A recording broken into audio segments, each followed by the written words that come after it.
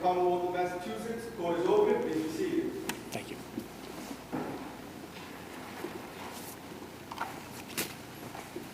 Morning, everyone. I'll just, you know that we conducted our first hearing today on Zoom, so I'll just repeat that we have 5 cases remaining now. Welcome to the Appeals Court. I have the great pleasure today to sit with Justice Grant and Justice Brennan. And we're now resuming with our second case. You folks, I think, know the rules. 15 minutes aside, there will be no rebuttal. This particular case is a very unusual one in that because we don't have a brief from the Commonwealth, am I right? That the Commonwealth will not be arguing. However, we may have questions for the Commonwealth, and if we do have questions for the Commonwealth, and we'll see, then we may allow for rebuttal if it comes to that. Otherwise, in all the other cases, there is no rebuttal. I can assure you that we've read all the materials carefully, and that we will have questions, and that you need not spend a lot of time on background facts, but cut to the chase with respect to your argument.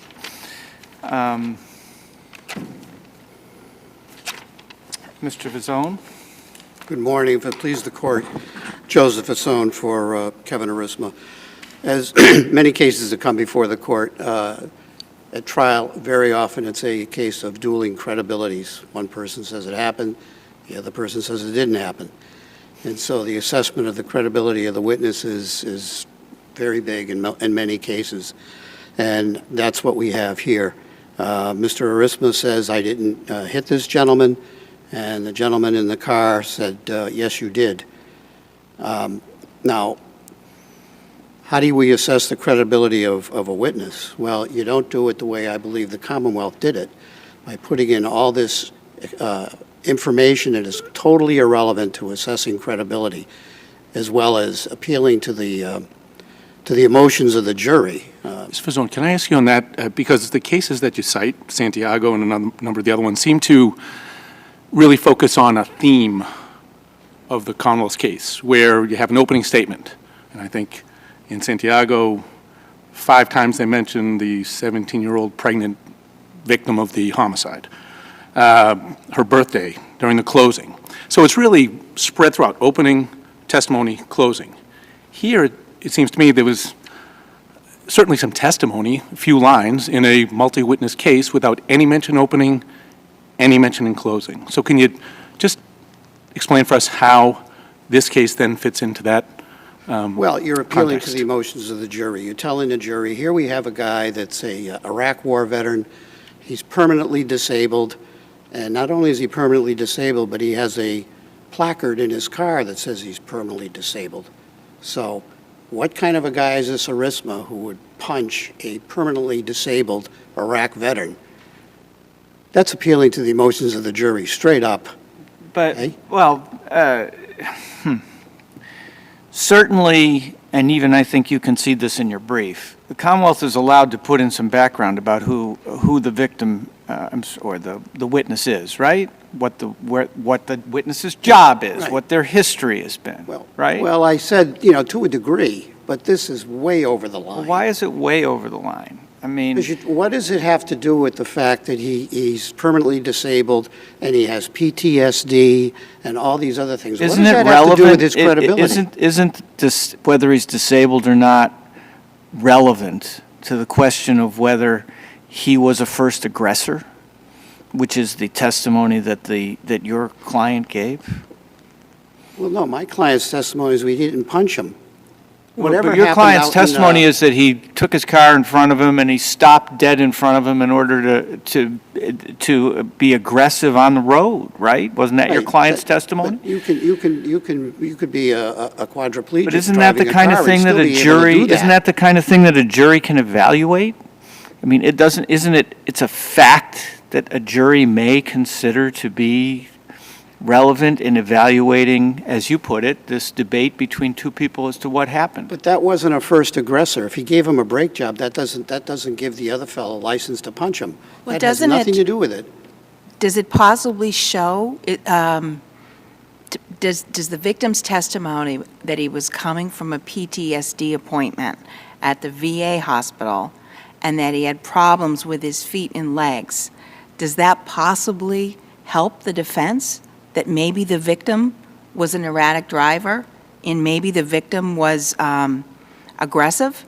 Well, again, I don't think the issue is anything that had to do on the road. People give brake jobs, people have road rage, okay? That's a separate issue. The question is, when you come to a stop, does that give you license to punch somebody? I don't think, Or not punch somebody? Counsel, I don't think that's the only question, right? I mean, the jury has to evaluate the credibility of each witness's testimony. And in doing that, some background about the individuals who were involved in the altercation may be relevant to the jury. Well, there is also cases that I cited in my brief that says military history is not admissible for something like this. Those were in the 1960s, right? Sorry? 1961, I think, and 1967, the two cases that are cited. They're still good law. Okay. Let me ask you this, focusing on what the judge decided, because the motion in limine was your client's motion to Right. exclude the background, Correct. and it was focused on credibility, right? Correct. And I Yes. think you can see that at least some background, what do you do for work, for example? That's a fair question. Sure. Let me ask you this then. If the answer is, well, I'm unemployed, don't you think they're entitled to develop why are you not employed on some basis? I'm disabled. Okay, thank you very much. End of story. So what, in your view, what's the line, and where do we draw it, and how do we say that it's an abuse of discretion for the judge to have made that call in the midst of the trial? Well, the whole thing, he's an Iraq war veteran. What does that have to do with anything? He's disabled. Thank you very much. End of story. I'm an Iraq war veteran. I fought for my country. Well, Believe let's me, say- don't believe this guy here. Let's say that Judge Donnelly agreed with you, and he said, I'm going to exercise my discretion under LLB Commonwealth and keep out this evidence about the victim as unduly prejudicial. Would he also then have exercised his discretion to keep out the evidence that your client's girlfriend was pregnant and she worked in the transplant unit at Children's and she was going to UMass Boston, and your client had gone to UMass Boston and was working construction in luxury condos in South Boston? How was all of that not irrelevant under the balancing test that the judge is going to do? Well, some of it is irrelevant, quite frankly. I don't think you need to know that she's pregnant. Okay, the Commonwealth should have objected to that. Okay, but they didn't. Okay? It's irrelevant. It's totally irrelevant. The question is, did you punch this person or not? What evidence do you have? Okay? Well, that's There a was pretty one short trial, independent- counsel, if that's all you're doing. I'm sorry? It's a pretty short trial if that's all we're doing. Right, don't you agree that the trial has a dynamic that requires some level of texture beyond, Yes. did you punch this person? Yes, I did. No, I didn't. No, Yes, yes, he did. No, I didn't. I've done about 80 trials in 35 years. Yes, I agree with you. Okay. But Part of the texture is the history of the of the altercation on the roadway, right? well, I don't. Because there were two different stories about who was Right, aggressive right, on the roadway, Right, and right? you're not aggressive on the road if you're an Iraq war veteran. You're not aggressive on the road if you have a placard in your car that says, I am permanently disabled. What a horrible person he is to punch a permanently disabled Iraq war veteran. Do we at all give the That's jury? where it goes over the top. Do we at all, counsel, give the jury some credit for being able to weigh those facts, to make some discerning judgments on, does someone who is an Iraq war veteran and is suffering from PTSD, would that make them more aggressive or less aggressive, or neither in this context? Well, I'm not focusing on aggression. I'm focusing on credibility. Iraq Sorry, I war thought you said veterans aggressive. don't lie. Okay. Uh-huh. Okay? People who are permanently disabled, you got to feel sorry for them. Especially one who has a placard that's advertising, I am permanently disabled. Why does the jury need to know that? Only to say, geez, this guy would hit a disabled man who was an Iraq war veteran, who fought for his country? Guilty. Can we infer from the fact that the legislature enacted 26513K that they thought disability has some relevance as an aggravating factor for A and B? Yeah, after they decide whether or not you're guilty or not, then you say, well, look what you did. I mean, you punched a disabled man. But the question, that's not a question for the jury. You're not suggesting those are bifurcated trials when someone's charged with assault and battery on an elder or a disabled person? No, Okay. I'm not saying that. I'm not saying that at all. I'm So saying that's the jury, part of the evidence, and that's what- jury has to be given evidence. Well, he wasn't charged with that. At the end of the No. day, they just charged him with regular assault and battery and sentenced him to I believe it was probation, 18 months probation, suspended. So again, if I could move on to the second issue, the same thing with the trooper. The trooper says, well, I'm not a doctor and I don't really know what this is, but to me, it looks like a punch, that it came from a punch. Also, it might have been a nick or a pimple or anything, right? I mean, how much value do you think that really had? No, but he says it looked like it came from a punch. Yep. Well, it looked like somebody hit him. Punch Says, him. I'm quoting, says, Hit I him. don't know if it was a nick or a pimple or anything, but it looked like somebody hit him. Right. Is that an expert opinion? No, it's not an expert's opinion. That's why it shouldn't have come in. No, does that require expertise, is my question. That a mark on a person's face, it was caused by a punch as opposed to something else? Yeah, I think so. Okay. If the trooper had taken a photograph and the photograph went to the jury, could the jurors look at a photograph of the mark and infer that it came from a punch, or would they have to be experts? No, they wouldn't have to be experts, but I'm wondering whether or not that photograph could come in. First of all, just on an evidentiary basis, because there's not enough there to show that this is a punch. It's just a mark on his face. But didn't, I He said, think I don't know if it's a pimple, I don't know if it's this, but Right. it could be a punch. So Judge Brennan's question, I think, is really how material is it when it's introduced with, I don't know, could have been A, could have been B, looked like it was C. And I'm no expert. I think he says something like along the lines of, look, I don't really know any of this. I'm just. Well, he should have never said it was a punch, because what that does is just add to my first argument, that you're biasing the jury against my client using stuff that they shouldn't hear about. So can I ask just to Justice Grant's question? If there was a photograph of this man's face, and he testified that's a fair and accurate depiction of how I looked on that day, you're saying that would not be an appropriate Well, foundation for it let- to come into evidence? Let the jury decide what the mark is. All right, but, so they'd have to see the photo from 6 months, a year, 2 years before, right? Yeah, let All them right. see, but. And then if the, Counselor, just follow me, Sorry. just stay with me for a minute. If the Sure. jury is deciding what it is, then that seems to me, by definition, since they're not experts, to suggest that it's really a lay issue. It doesn't require any particular expertise to say, what does it look like, right?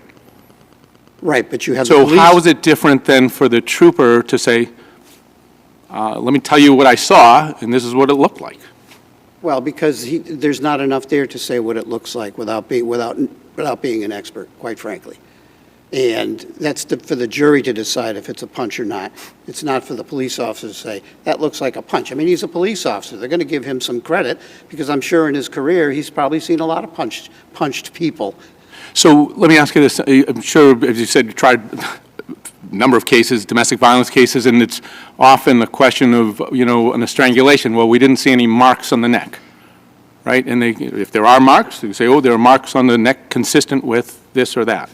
Is that an expert opinion, or is that just an observation with an Well, the explanation? cases I'm familiar with, they usually put a forensic pathologist on the stand and say those are not consistent. District Court assault and battery. I don't think we have a lot of forensic pathologists down there most days of the week.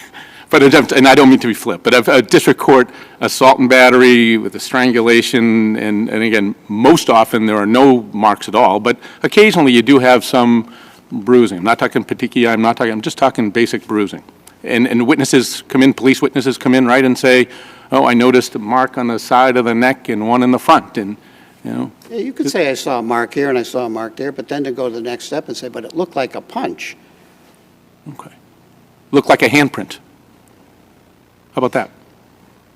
Well, if it's obviously a handprint, and you could see all Right. the outlines of the fingers, I mean, that's... And that goes to the weight, don't you think that goes That to the would go to weight? the And then the weight. jury's got to assess how good an opportunity they have to see it, what do they really infer from it? Is that really a grounded observation? Things like that. Why isn't that just the juror's job, as you indicated before, to sort through that and to make a decision? But let them sort it out and say, and they can decide what they think it is. But for him to say it's a punch, I mean, I think he could have said, I didn't know there's a mark, it could have been a pimple, it could have been this, but it looks to me like a punch. He could have said that, you're saying? Well, that's what he did say. He said it Yes, looks like a okay. punch. He said it looks like somebody hit him.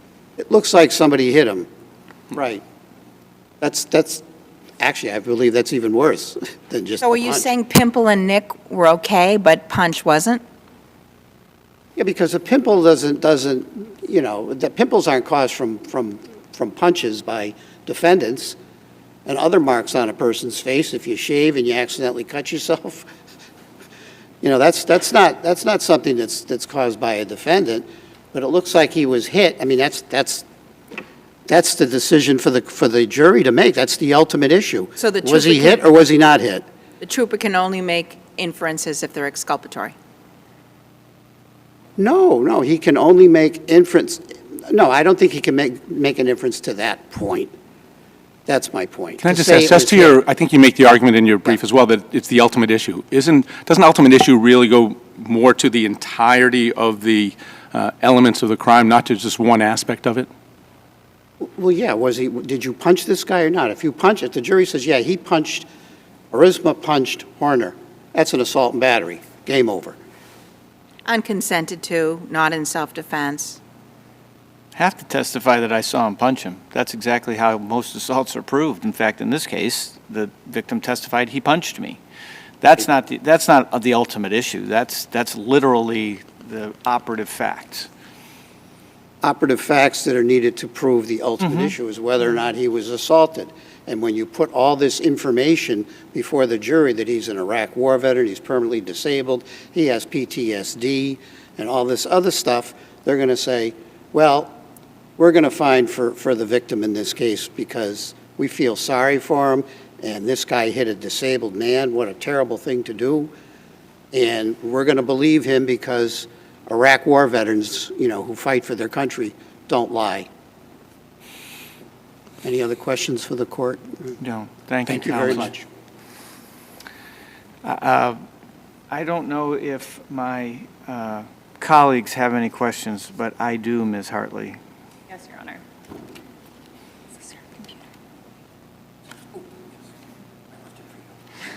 As I indicated, counsel, depending on how this goes, may allow you a little opportunity to respond, since the Commonwealth has not, up till now, told us what their position is with respect to this case.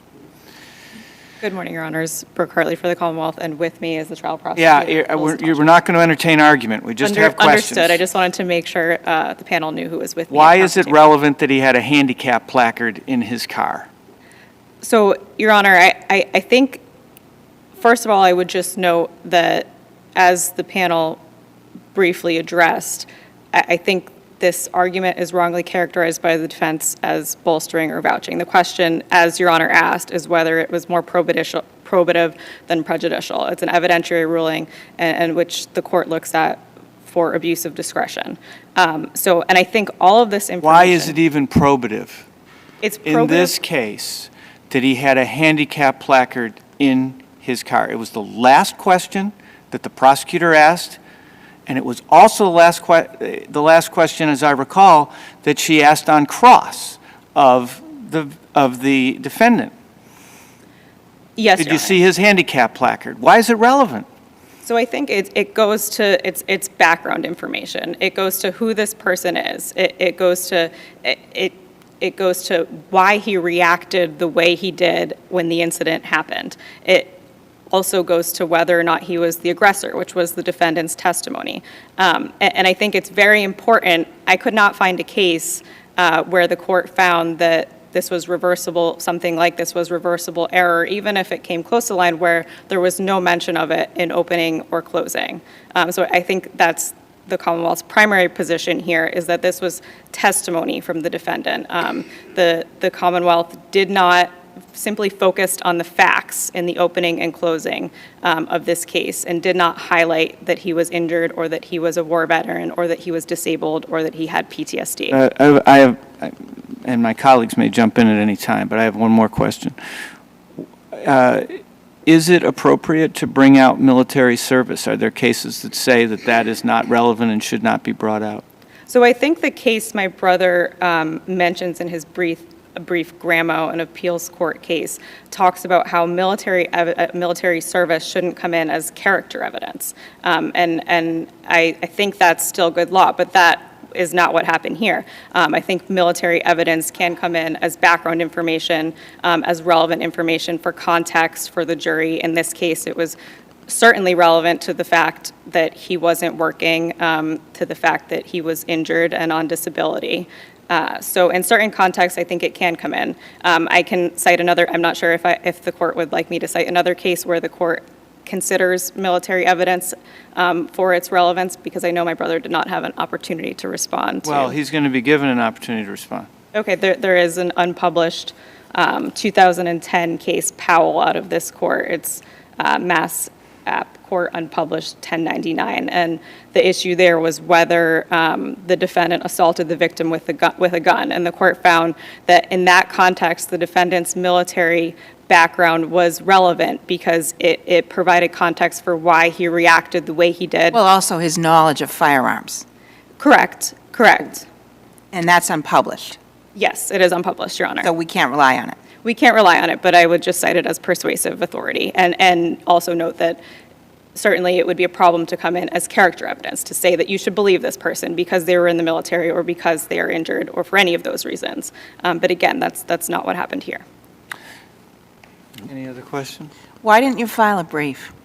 So, Your Honor, in an ideal world, the Commonwealth absolutely would have filed a brief. The first, our office was notified of this case was on January 3rd when it was scheduled for oral argument.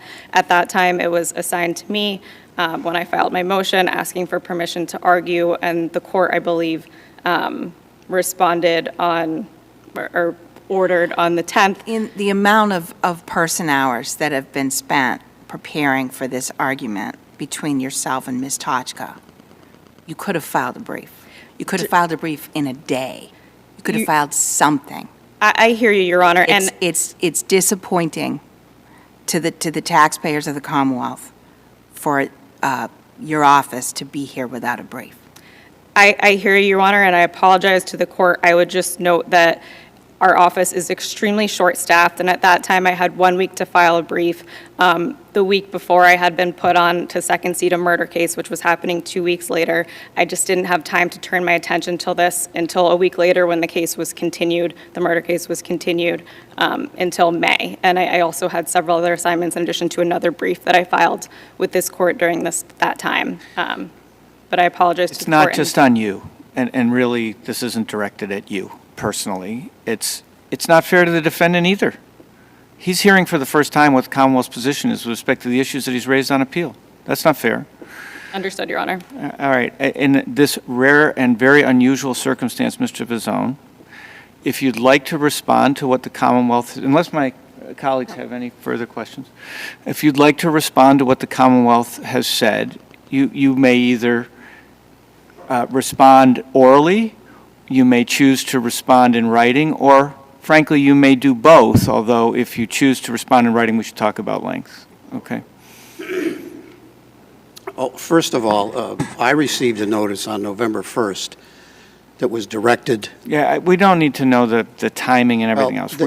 They've had until November 1st. They knew that this case existed. They're saying they didn't know. And I will just say for the record that our clerk's office is extremely efficient, and I don't stand for anyone casting aspersions on our clerk's office for not having notified them. Right. In any event, as far as just briefly on the military, she said that goes to character. No, I think what she said, so we all on the same page, Yes. is that you can't put it in for character. That's the way she understands the cases. Right, but that's exactly what they did. Okay. Character. This guy doesn't lie. That's character, lying. If you're a lie, you're poor character. Legally, though, you agree there's a distinction between credibility and character evidence. People who have Under the- good character don't lie. Okay, but I'm just asking, legally, there is a distinction, right, between credibility evidence and specific character. I mean, there is a Well, body of law and character and how and when and under what circumstances someone's character can be put before a fact finder. To me, it's a distinction without a difference. Okay, People fair who enough. have bad character lie. Thank you very much. Appreciate it. Thank you. And may I just ask, do you intend to file anything additional? It sounds like you don't.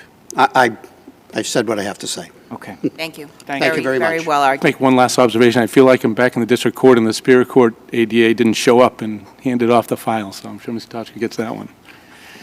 And you folks took the shots between the eyes, so it happens. Thank you all. Thank you. Next case is Commonwealth v. I think it's BALCACER, or maybe BALCACER.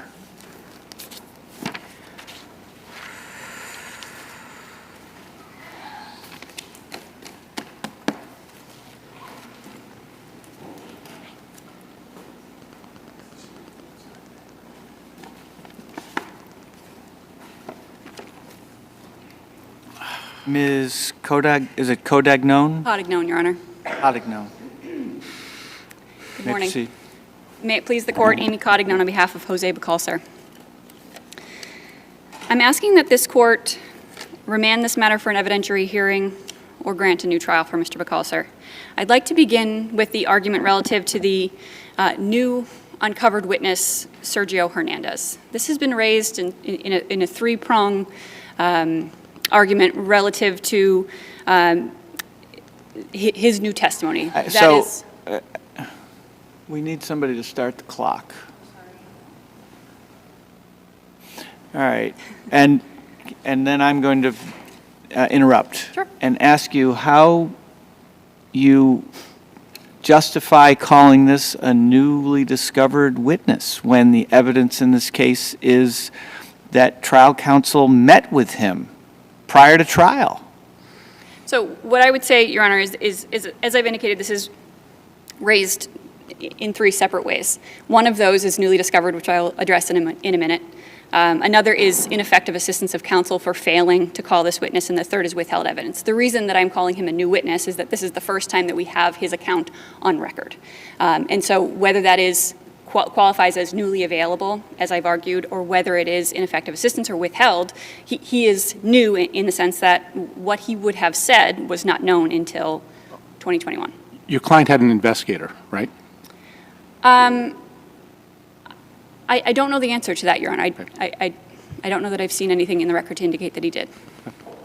But the lawyer met with him, Yes. So, so it's not new. He met with him. so the lawyer, And the evidence that you've put in indicates that Mr. Hernandez said to the lawyer at that time, before trial, exactly what's in his affidavit now. sure. So that's not new. All of this is why I have argued for an evidentiary hearing, because what Mr. Hernandez indicates is, I told this to trial counsel. Trial counsel says, I don't know, in his first affidavit says, I don't recall exactly what I learned from Mr. Hernandez, but what I do know is that I thought that he was going to invoke the Fifth. And so I decided that I would be able to proceed without him. What he says Could the later is- defense attorney have called Hernandez just for the purpose of having him invoke the Fifth in front of the jury? No, I mean, I would hope that he wouldn't have done that. What I'm suggesting is that he indicated that he believed that he would invoke the Fifth. What he has indicated post-trial is that he could not locate him in advance of trial in order to bring him in as a witness. And so Well, what I would where did suggest he the court is, indicate that? I'm very confused by a record because I have an affidavit you have an affidavit from him from the lawyer. in support of the first motion for a new trial. Right. In the second motion for a new trial record appendix, there is an affidavit from myself reciting my conversations with Attorney Barry, and there is also attached to the reply to the Commonwealth's opposition to the motion for new trial, an email from Attorney Barry wherein he states, I have looked at my notes. Robert Navarro is the witness that I decided would not be useful. I wanted to find, and this is not quoting, but I wanted to find Sergio Hernandez but could not find him in advance of trial. That's what he indicated to me, and I have memorialized that in an affidavit. You said that? Had you provided him, or had he had an opportunity to look at the affidavit that he filed many, many years earlier? We had discussions about those things, Your Honor. And all of this is why I'm indicating that an evidentiary hearing would be warranted, because what we now know is that the Commonwealth also interviewed Mr. Hernandez. We know that the Commonwealth did not memorialize that interview with Mr. Hernandez. We know that they didn't disclose that information to Attorney Barry. And we know that from the affidavit from Mr. Hernandez, and also because Mr. Hernandez has the trial prosecutor's business card. What is there in Mr. Hernandez's affidavit that would be exculpatory and admissible? Is it would he be allowed to testify? I would have noticed if there was drug dealing going on at 2 McIntyre Court, but I never saw anything suspicious to suggest to me that there was. Because of what I know of the defendant, I cannot imagine that he would get involved in drug dealing. I knew him to love his family, and he would not put them in jeopardy. Is that admissible? Like that, Your Honor? No, I would suggest it's not. But what he could testify to is what his observations were at 2 McIntyre Court while he was living there. So did you see people coming and going? No. Did you see a kilo press? What did you see Mr. BALCACER doing? Was he working on cars in the driveway, or was he meeting with people and doing drug deals like the Commonwealth is alleging? Counselor, did I misread it? Didn't your client pretty much say that Hernandez essentially was the guy who was dealing drugs? I mean, he said coming down from the other floor, not coming from me. And who's living there? Hernandez, which is why presumably Attorney Barry said he's probably going to take the fifth. I'm going to put him on there, and where's that going? What the defendant testified to was that it was not him, that he rented out the first floor apartment to an individual by the name of Sergio Hernandez. Right. Sergio Hernandez is related to Robert Navarro, who is the person who is involved in all and these Judge buys. Drexler found in denying the second motion for new trial that the defense theory at trial was that Hernandez was the drug dealer. So it was actually more helpful for the defense to have him absent and just have a copy of the lease and his name on the utilities, and he's long gone, we haven't seen him. Maybe it's just an abandoned apartment that was Hernandez's stash pad. What I would say in response to that, Your Honor, is that the motion judge who considered the motion for a new trial did not hear any evidence, was not the trial judge. And so this court is in the same position as he is in assessing this record. And what I would suggest is that the Bowden defense that was pursued here by counsel, which is to say the police never looked into Sergio Hernandez, they see the utilities are in his name, but they don't interview him, they don't look for him, they don't run his record, they don't do anything about it, could have been consistent with Sergio Hernandez getting up on the witness stand and saying, in fact, I did live there. Because what the Commonwealth argued in closing argument was, from July, we have this receipt from Home Depot of Mr. BALCACER in that apartment, and that's when he begins setting up this large-scale drug distribution center in the first floor of his home where he keeps his family upstairs. That's what they argued to this jury, but we know from Mr. Hernandez that he was actually living there. So Michelle BALCACER testifies, I had a tenant, he signed a lease, he pays cash, and I never saw him. And that's a little bit suspicious, but to have Mr. Hernandez come in and say, no, in fact, I did live there, I didn't see anybody coming and going, I didn't see any evidence of This is an ineffective assistance argument. It could be, but I would assume. Well, I want to know what it is. So I would suggest It to the court sounds that to me like it's they should have called Mr. Hernandez because what Mr. Hernandez would have said would have affected the Commonwealth's theory of the case. But in order for this, and this is why I'm arguing for a remand for an evidentiary hearing, in order for this to be an ineffective assistance claim, we need to know whether or not it's accurate that counsel could not locate him. In which case, did he try? I mean, this information needs to be fleshed out in the record. But what we also know is that the Commonwealth interviewed this witness. The Commonwealth knew. Okay, that's a different argument. This is a That's a withheld Brady evidence argument argument. as well. You're about to go to your Brady argument. I want to stay with you.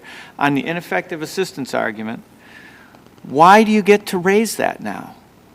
It's the second motion for new trial, and didn't you already raise ineffective assistance on a first motion for new trial? What I would say to the court is Mr. Hernandez was never interviewed until September 2021. So when the first motion for a new trial was litigated, what Mr. Hernandez would say, whether or not Mr. Hernandez would have invoked the fifth, was not known by prior counsel. It wasn't known by prior counsel. I'm sorry, go ahead. Go ahead. I'm just trying to get a feel again. In the real world, you've got an experienced, really very experienced attorney in Mr. Barry, and you've got an extraordinarily experienced judge in Judge Drexler. And although he was not the trial judge, Attorney Barry says, well, I looked at this, and in a million years, Hernandez isn't coming in. And if he's coming in, he's not helping my guy. And I got this defense where I can say, oh, the missing is, as Justice Grant said, the missing guy who's got the name on the rental agreement or the lease, that's a great defense. And so Judge Drexler looks and says, yeah, in my decision, that sounds right to me. I'm just having a hard time trying to figure out why it's ineffective to make that sort of a call, and why the judge then has to have a hearing when the judge is very familiar with the parties, the lay of the land, the landscape of that situation, and looks and says, no, not even close. One point to that, Your Honor, is Your Honor just recited Attorney Barry's analysis in saying he's not helping my guy. That's nowhere in Attorney Barry's affidavit that he made that assessment. His affidavit addresses that he thought that he would invoke the fifth, and that he decided that he could do it without him. His second correspondence with me, which is in the record, indicates that he wanted him but couldn't find him. But he builds his defense around Hernandez not being there, pretty much, both through the Bowden defense and the point the finger at the missing tenant downstairs. So the other point that I want to make to the court's prior question is that the court didn't hear from these parties. But without hearing from the parties, could the judge, Drexler, credit paragraph 14 of Hernandez's affidavit saying, I also sat down and met with Attorney Mark Barry, which I think was about 1 week before the defendant went to trial. I told him what I've included in this affidavit. I never heard from him again. Couldn't Judge Drexler credit that in the affidavit over the email and the whatever else you have in your affidavit about Attorney Barry's memory long after the fact about whether it was Navarro or Hernandez who he was looking for? So I don't know that that indicates, though, that it was a strategic determination by counsel that he didn't call him.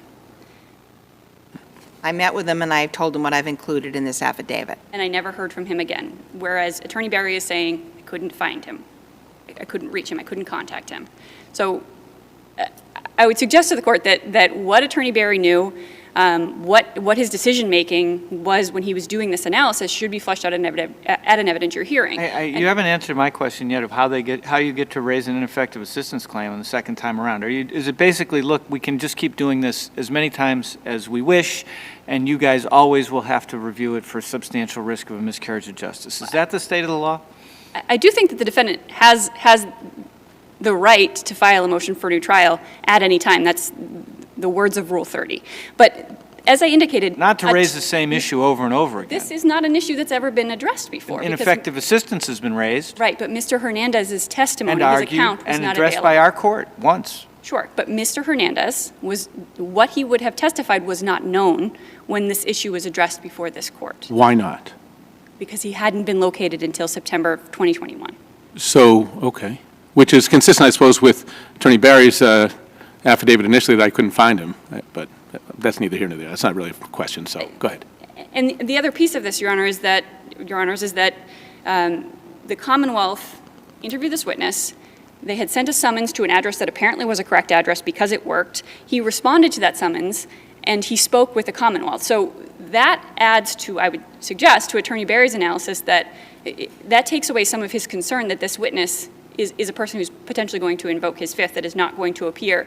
And that's exculpatory information that was not disclosed. The fact that the Commonwealth interviewed this witness was never disclosed. And I would suggest to the court that the Commonwealth can't skirt its duties of memorializing witness statements by just not writing anything down. If you're going Are you saying every time a prosecutor talks to a witness, they're required to memorialize it and turn it over if it's not materially inconsistent with a prior statement or something new? Sure, and this is something new. This is something new. So they were... What's new? Right. Mr. Hernandez's statement was Which never is- turned over. He was never interviewed. Which is what? No, hold on. First of all, as I understand the rules, I think it's Rule 14. Other people on this bench are much more familiar with this than me. There's not a discovery obligation if it's not in writing. There's not a discovery obligation. So now we're into the world of, is it exculpatory? Is it Brady information, right? And why is it, what did they hear from Hernandez that's Brady? Well, if Mr. Hernandez's affidavit is to be credited that he told the same information to the prosecutor, they would have heard that he in fact lived in the apartment, that he lived there through this investigation when the police weren't seeing him, that he rented from the BALCACERs, that That he'd left a month before the events in question. 3 weeks, but during And the therefore, investigation. before all of the CI sales, am I right? No, that's incorrect, Your Honor. There are sales on, so he indicates that he left 3 to 4 weeks, so that's September, say, 15th to the 23rd. Okay, and the first CI sale was September 6th? Yes. Okay, all right. And they see they are apparently watching this house, they say, and they'd never see him coming and going. They say that this was set up, this is not set up to be an apartment, this is set up to be a large-scale heroin distribution center. It's a stash pad. There's no way a person lived there. But Mr. Hernandez did. He would say that he did. And it corroborates Mr. BALCACER's version of the events, his exculpatory version of his testimony, which is that he had a tenant, that he testifies, I have a job, I'm a family man, I have 2 children upstairs, I renovated the upstairs because I had lost my other home, but I had a tenant. I had no idea what was going on downstairs. And the fact that Mr. Navarro is apparently coming and going wouldn't have been odd to him because he's related to Sergio Hernandez, who lives downstairs. Can I ask, just on the Commonwealth theory, why does the presence of a third, what they might have argued, co-conspirator, why does that help your client? So say for the moment he did live in that, what they characterize as a stash pad, and maybe he was the on-site guy who was sort of running the mill while they're upstairs. Based on the theory of their case, that I don't see how it undercuts that just because there's a third party involved. Because the Commonwealth argues that he keeps the drugs downstairs, Right. And that he's the one that's overseeing this entire distribution, that he only is seen for the first time on October 16th because he had to protect the drugs. What Mr. BALCACER says is, I had no idea what was going on downstairs. He asked for a ride to the mall, and I took him. So having a third party who would give him access to the downstairs is first of all, helpful to Mr. BALCACER because it shows that he's not involved, that it is in fact the guy downstairs. And I see that I have run over time. Did I answer the court's question? Yes, you did, thank you. Okay. But we've had a lot of questions for you, so is there, you're not going to go over very long, but if there's something you haven't had an opportunity to say, and it can be a new argument, give you a few moments to do that. Thank you. I did just want to say, and I think that I touched on this, the Commonwealth argues relative to a deferential standard of review to the motion judge, and I would assert, as I indicated, that this court is in the same position because this was decided on the papers without evidence. With regard to the suppression hearing claim, I would just point this court to, relative to whether or not notice was given to the Commonwealth and whether this issue was raised below, I just wanted to point this court to motion hearing transcript page 7 and then pages 14 and 15, wherein counsel argues that he is seeking to suppress the key and the use of the key in the Commonwealth, evinces its understanding of that information. And I don't know if the court has any further questions. I could probably talk all day, but I will rest on my brief if not. Thank you. Thanks. Thank you. Thank you, counsel.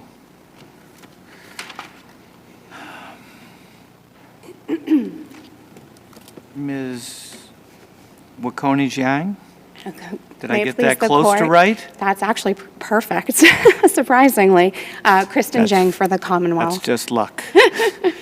And I'm happy to start with the Sergio Hernandez issue, unless the court would like me to move Well, to I think another that's where we issue. spent most of our time, so let's start there. Absolutely. So I don't see how this is newly discovered evidence when we have 2 affidavits, one from defense counsel, one from the witness himself, that says that Hernandez met with Attorney Berry before trial. This is not newly discovered. As to the ineffective assistance of counsel issue, if you look at Attorney Berry's 2018 affidavit, I think you can infer from what he says about his conversation with Hernandez that he simply just decided not to call him because he decided to pursue a different theory of the case, to portray Sergio Hernandez as this shadowy figure. What do we do with apparent inconsistency in the record where we have this earlier affidavit that says, I did talk to Hernandez, and then we have a later one that says, I couldn't find him and I didn't talk to him? What do we do with that? I think there's enough evidence to show that the meeting probably did take place. One, we have an affidavit from that same person closer in time to the trial where he said, yes, I met with him. We have the Commonwealth's response to a discovery motion showing all correspondence between trial counsel on the issue of Hernandez. So the Commonwealth did provide Hernandez's name, possible addresses, date of birth to the defense prior to trial. The Commonwealth even tried to subpoena or tried to call Hernandez as a witness. So based on that, it's a fair inference that Attorney Berry was just maybe mistaken and maybe confused Hernandez with Navarro. I think that's the most likely explanation for that discrepancy. Did the Commonwealth subpoena Hernandez to trial? From what I could tell from the fact, I didn't find a signed copy of the subpoena, but if you look, and I can point you to the record site, the Commonwealth's response to the discovery motion starts at page 480 of the record. But there was no, so even if they did, there was no, we just don't know whether We just don't know. We don't know whether he showed, we don't really Yes, know and whether he was subpoenaed. his name was read to the jury at the beginning of the trial as a potential witness. So my inference was that we called him and he just didn't show up, but who knows what happened? Maybe he was there, we just decided not to call them. I mean, I think all this goes to the fact that the Commonwealth wanted to call him as a witness and he only showed up on the Commonwealth's witness list and not the defense witness list shows that it was more favorable to the defense for him not to show up and to, again, be portrayed as this kind of shadowy figure. We're reading tea leaves here, though. What about the Brady issue? The Brady issue, I think, as was discussed previously, the trial prosecutor, every time they're having a conversation with a potential witness who gives kind of non-controversial information, doesn't have to write it down and turn it over to the But defense. suppose it's exculpatory. Suppose it contradicts the Commonwealth's case. Don't they then have to disclose it? Absolutely, but I didn't see anything in Hernandez's Whether it's in affidavit. writing or not. Absolutely, but I didn't see anything in Hernandez's affidavit as to what he allegedly told the prosecutor that would be considered exculpatory. Well, his affidavit says, this guy, as far as I'm concerned, this guy was a family man. There's no way he was involved in drugs. Now, as Judge Grant points out, query whether any of that can get in, at least in the form that it's identified. But surely that's an indication that he's not going to be particularly helpful to the Commonwealth. Well, it also says that he moved out 4 to 6 weeks before the arrest happened, when most I of this thought it was was happening. 3 to 4 weeks. Or, I'm sorry, you're. 4 to 6 makes a difference. I think you're correct. It was 3 to 4. I apologize to the court. I think you're right. So there were a few transactions that were happening while he allegedly was still there, but he still moved out before the very big drug transaction was getting negotiated. And 3 to 4 weeks is a long time to turn a first floor apartment into a drug stash. Right, but I thought the evidence was that the CI arranged for sales in September, and that at the time the CI arranged for sales, there were eyes on 2 McIntyre Court, and they saw these folks leaving 2 McIntyre Court. Yes. Well, if you put that together, why isn't that exculpatory? It indicates that Hernandez was there at the time. Sure, and it also doesn't mean that it wasn't happening in his apartment. I guess he does say in his affidavit it wasn't happening, but it doesn't strike me as something that was so contradictory to what the Commonwealth was saying, that it's inconsistent, that it couldn't have happened, that this drug stash existed. What's the standard? What's the Brady standard for exculpatory evidence? If it calls into question a material element of the prosecution version of the events, or it challenges the credibility of a key witness. To me, it doesn't seem like the facts in the affidavit qualify for either of those prongs. And I'm happy to address some of the many issues that my sister raises in her brief. Is there anything in particular that you want to address? A lot of these issues are very dependent on looking at the record very carefully, so I'm not sure that it's a good use of this court's time to go through them in particular. I'm happy to just rest on my brief unless I can clarify something. I'll tell you what I was confused about. In addition to what we've already discussed, I was confused about the handling of co-conspirator testimony.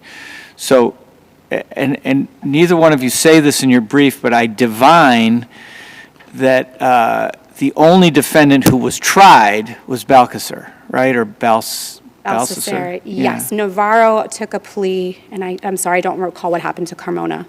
Okay. So he's on trial alone. Yes. And all kinds of hearsay evidence about communications of these others is coming in without any objection whatsoever? Yes. And that was wrong if objected to? Yes. Yes. Technically, yes. Did it matter? That's kind of the focus of my brief. Did it really matter? Because the substance of these statements is the amount of heroin that was exchanged, when they were going to go exchange. But we have eyes on these transactions happening, and we have actual agents testifying to say, I saw them do the controlled buy. We weighed what was recovered. So that evidence. There were no statements by any of them that implicated BALCACER directly in what they were doing. Is that right? BALCACER's name did not come up, if that's the question. No, but they happened close to the house, and some of them happened in his vehicle. Right, but I'm now you're arguing against yourself. If these statements are coming in, and they shouldn't be, because they have to do with events that occurred as to which BALCACER was not charged. And I know these are really complicated questions of, what's the scope of the conspiracy and how far back does it go, and therefore what evidence comes in. And to the extent that they are prejudicial to BALCACER, that would be an issue. Yeah, if it's a question of relevancy of these statements, I think I would No, think, not right. Okay. Well, it's a question of prejudice, right? If they shouldn't have come in, Yes. the lawyer failed to object, Yes. and they're prejudicial, then we'd have an issue. There are multiple layers you got to get through on that because it's the second motion for new trial and a whole lot of other issues. But I mean, that would be the law, right? If they shouldn't have come in, your opponent says they shouldn't have come in because they were statements about a conspiracy that my person was not even charged with. He was only charged with one thing, which was the events on that particular October day. Well, it was 2 indictments for heroin trafficking. So one, I think a lot of these go to intent about what was going on in that house. And sorry, I lost my train of thought as to my second point. Maybe it's not fair.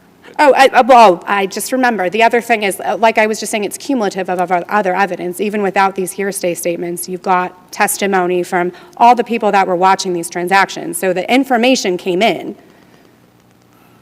another way, even if you take out the hearsay. I have 2 questions for you, just so I'm clear on that, because my sense is that type of ineffective assistance, if that's what's alleged, is something that could have and perhaps should have and maybe was addressed in the first appeal. But I mean, there was ineffective. I don't recall all the details of the There were ineffective assistance of counsel claims, but not as to not the as specific. to hearsay. Correct. Not as to the co-conspirator hearsay issues. Correct. But it wasn't like they didn't know about it. Right. It was clear from the record, Okay. yes. And then the second, for me, is your best argument as to why Judge Drexler was on solid ground just denying it without a hearing, as opposed to calling in people and at least trying to flesh out some of this. I think it's very clear what's going on here from the papers. I don't think we need to hear from Hernandez or Navarro to get any more information. I think he very clearly could have decided these issues from the papers. There's an inconsistency as to whether the lawyer talked to Hernandez. I think it's very clear that he did. I think we have lots of information in the record that he did. We also don't have a new affidavit from him. We have an affidavit from counsel. I mean, I know she made an effort to provide an affidavit, but it's not signed from Attorney Berry. We just have some kind of hearsay statements about what he told her. Remind me the date of the trial. The date of the trial, there was a conviction on May 18th of 2015, and it was a 5-day. 2015. Yes, That's it what was I a thought. 5-day trial. And the first motion for new trial was filed. I did not, there was a 2015. denial in March of 2020. I don't know when the actual motion was filed, but the denial entered in March of 2020. Or no, I'm wrong. The panel affirmed the conviction in 2020, so obviously the denial of the motion would have had to be First before motion, I that. think, was denied in 2015 or 2016. It was early on. Okay. questions from? Thank you very much. Thank you. Thank you both. Well argued. We are going to take a brief recess now and then come back and do the last 3 cases. All rise, please.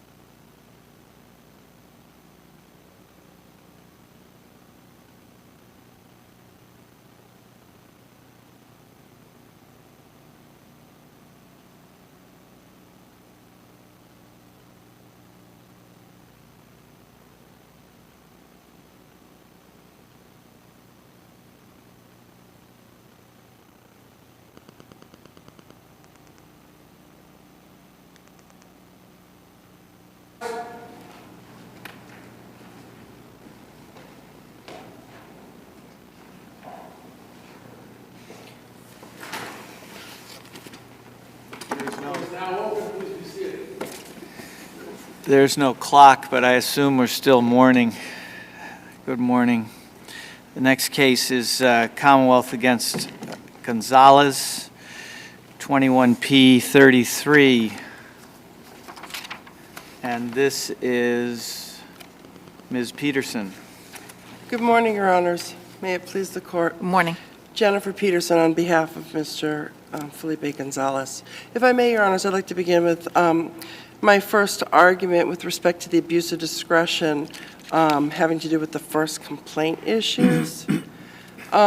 Just as a preliminary matter, the initial first complaint witness was learned of on the eve of trial, and it was a female cousin who was supposedly told that there was a disclosure a couple of years previous when the complainant and the first complaint witness were friends and cousins and playing at a family event.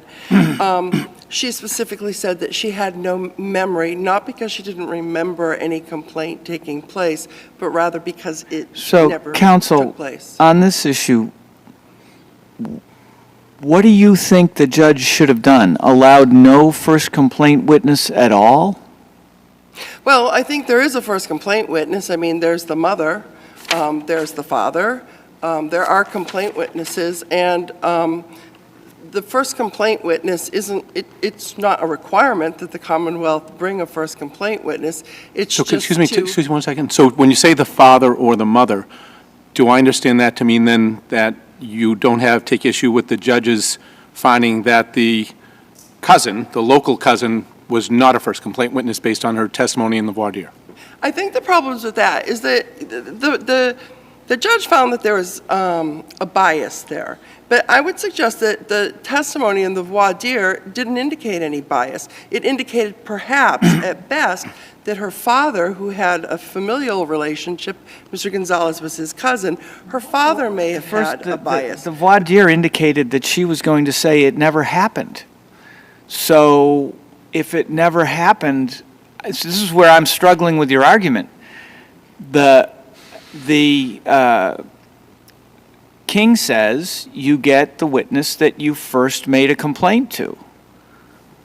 So this witness says it never happened. So why can't she then go to the next person under King? Even assuming, for sake of argument, that she is allowed to go to the next witness. Because that's also a complaint, right? We agree that's a complaint or not? Which is a complaint? The second one. The Facebook? Yeah, the Facebook. Okay. In that, she actually refers to the fact that she's been touched, right?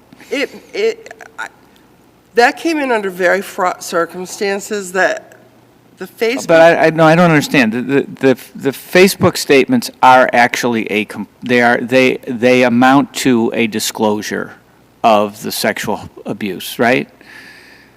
I wouldn't necessarily agree with, I would agree that they suggest a disclosure, but I don't even think it's that clear. It's not even clear. She never actually says he sexually assaulted me.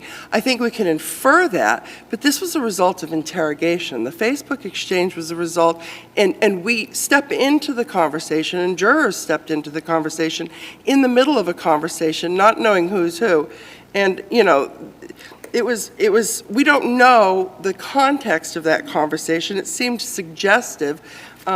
You know, the first thing that we come into is who did it? Why is that relevant to first complaint? You're not suggesting, I know you cited on a maybe slightly different issue, Crawford and Gonzalez, but this isn't testimonial. You're not suggesting it's testimonial. I would suggest that there's no ability to cross-examine this witness. In calling this first complaint, I would suggest that it's improper to call this first complaint testimony because, number one, we can't even authenticate it. We don't know where it's come from. She authenticates it. She says, I sent this at this time. She erased all the messages from her phone. Yeah, but These she's are got, not- she's got a picture of it, and she says, that's what I sent. That authenticates it. But It I is what think- it purports to be.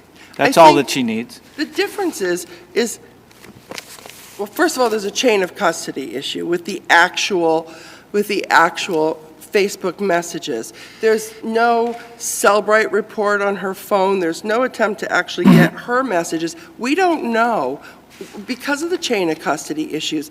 It appears from the record that what happened is, ostensibly, the male cousin from Guatemala took screenshots, forwarded them to his mother, who forwarded them to her brother here in Connecticut, who then went to talk to his daughter in Massachusetts. Can I just ask, you don't suggest that that was the basis for the objection at trial? The basis for, Authentication was not a basis for objection? I think that was one of the bases for objections. Okay. I'm not going to ask you to point in place in the record, it's too big. Do you raise that authentication as an issue in your brief? The authentication, I Right. think I pointed, I believe, and I can't be certain, Your Honor, that I raised some of defense counsel's objections and that I include those. You mentioned that it's unauthenticated, but we've jumped around a bit, and what we were on was what I thought was an objection on first complaint grounds, that because the first complaint was to this, we'll call her a cousin, and I thought what you were arguing was that the second complaint should not have been allowed under King and its progeny, because there was this first complaint to the cousin. And on that issue, my question was, the cousin says it never happened. So why, under sort of the principles of first complaint, was it inappropriate for the judge to then not move to the second complaint? I'm struggling with that. It seems to me like you're arguing because the victim says, I first told A. A says it never happened. Well, then that's it. You're out. You don't get to talk about the fact that you told B. And I don't understand why why that would be consistent with King. I mean, King is about trying to say you do get to put in evidence that you told somebody before it first came to light. And you only get one, because we don't want you to do a whole bunch. Mm-hmm. So why would it be consistent with King? Because I think the Commonwealth can't pick and choose after it receives, the first complaint witness, and the named first complaint witness, admits that she was there and she attended functions and she was friendly with her cousin, but she said the conversation just never happened. She Could never the did judge it. infer, so this was years before when they were kids, and the cousin testified at the voir dire. I'm not saying I don't remember it, I'm saying the conversation never happened. Yes.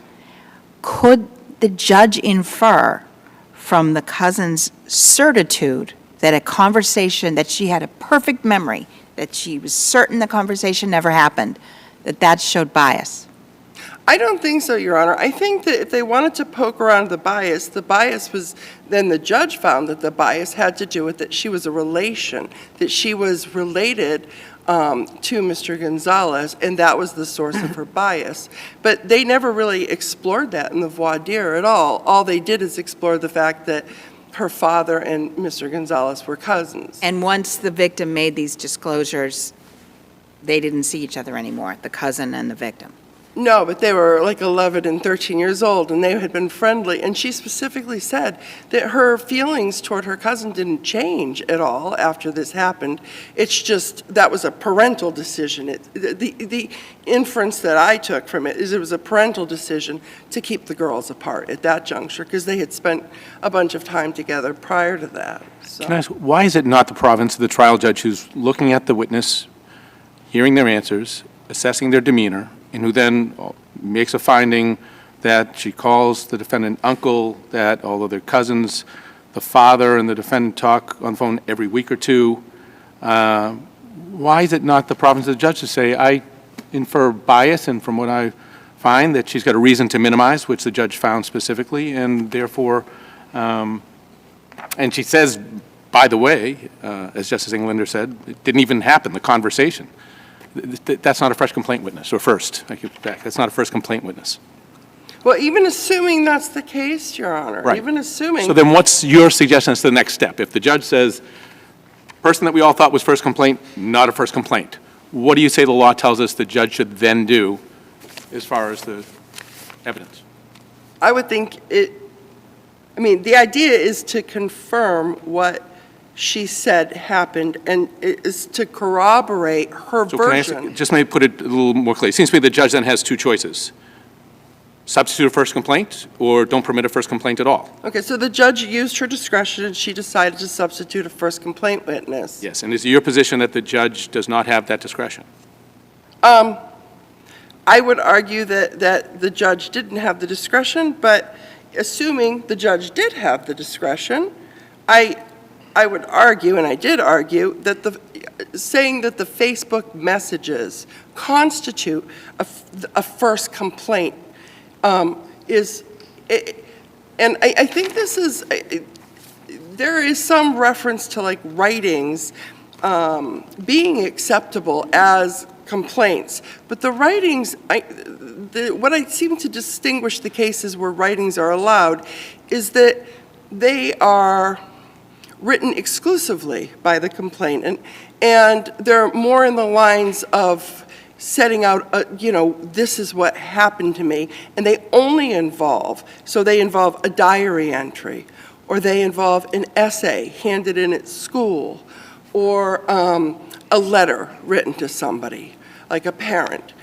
What they don't involve is a back and forth text conversation that involves more than one person. So even though— You could have a verbal first complaint elicited by questions. by questions, but this is a written document that was subject to translation, that we don't really know if pieces were taken out along the way. I mean, the Mass Guide to Evidence tells us social media is the most subject to fraud and being manipulated and stuff along the way. We don't know. And then not only does it travel through a bunch of hands, not only is it not authenticated, but then it's translated, it's redacted, and so by the time it gets to the jury, it doesn't seem to resemble, even assuming it was what it purported to be to begin with, it's very different than what it was, and it doesn't really have what most of these other written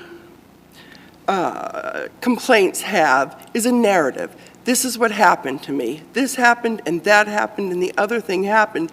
And then you can compare it with the testimony of what the complainant is saying at trial took place. Right, but Here— even King itself recognizes that that there are going to be different grades of evidence. Even King itself recognizes that and says you're not entitled to, a perfect description of what you're now testifying to. You get the first complaint, even if it's vague, I think is exactly what the language of King is.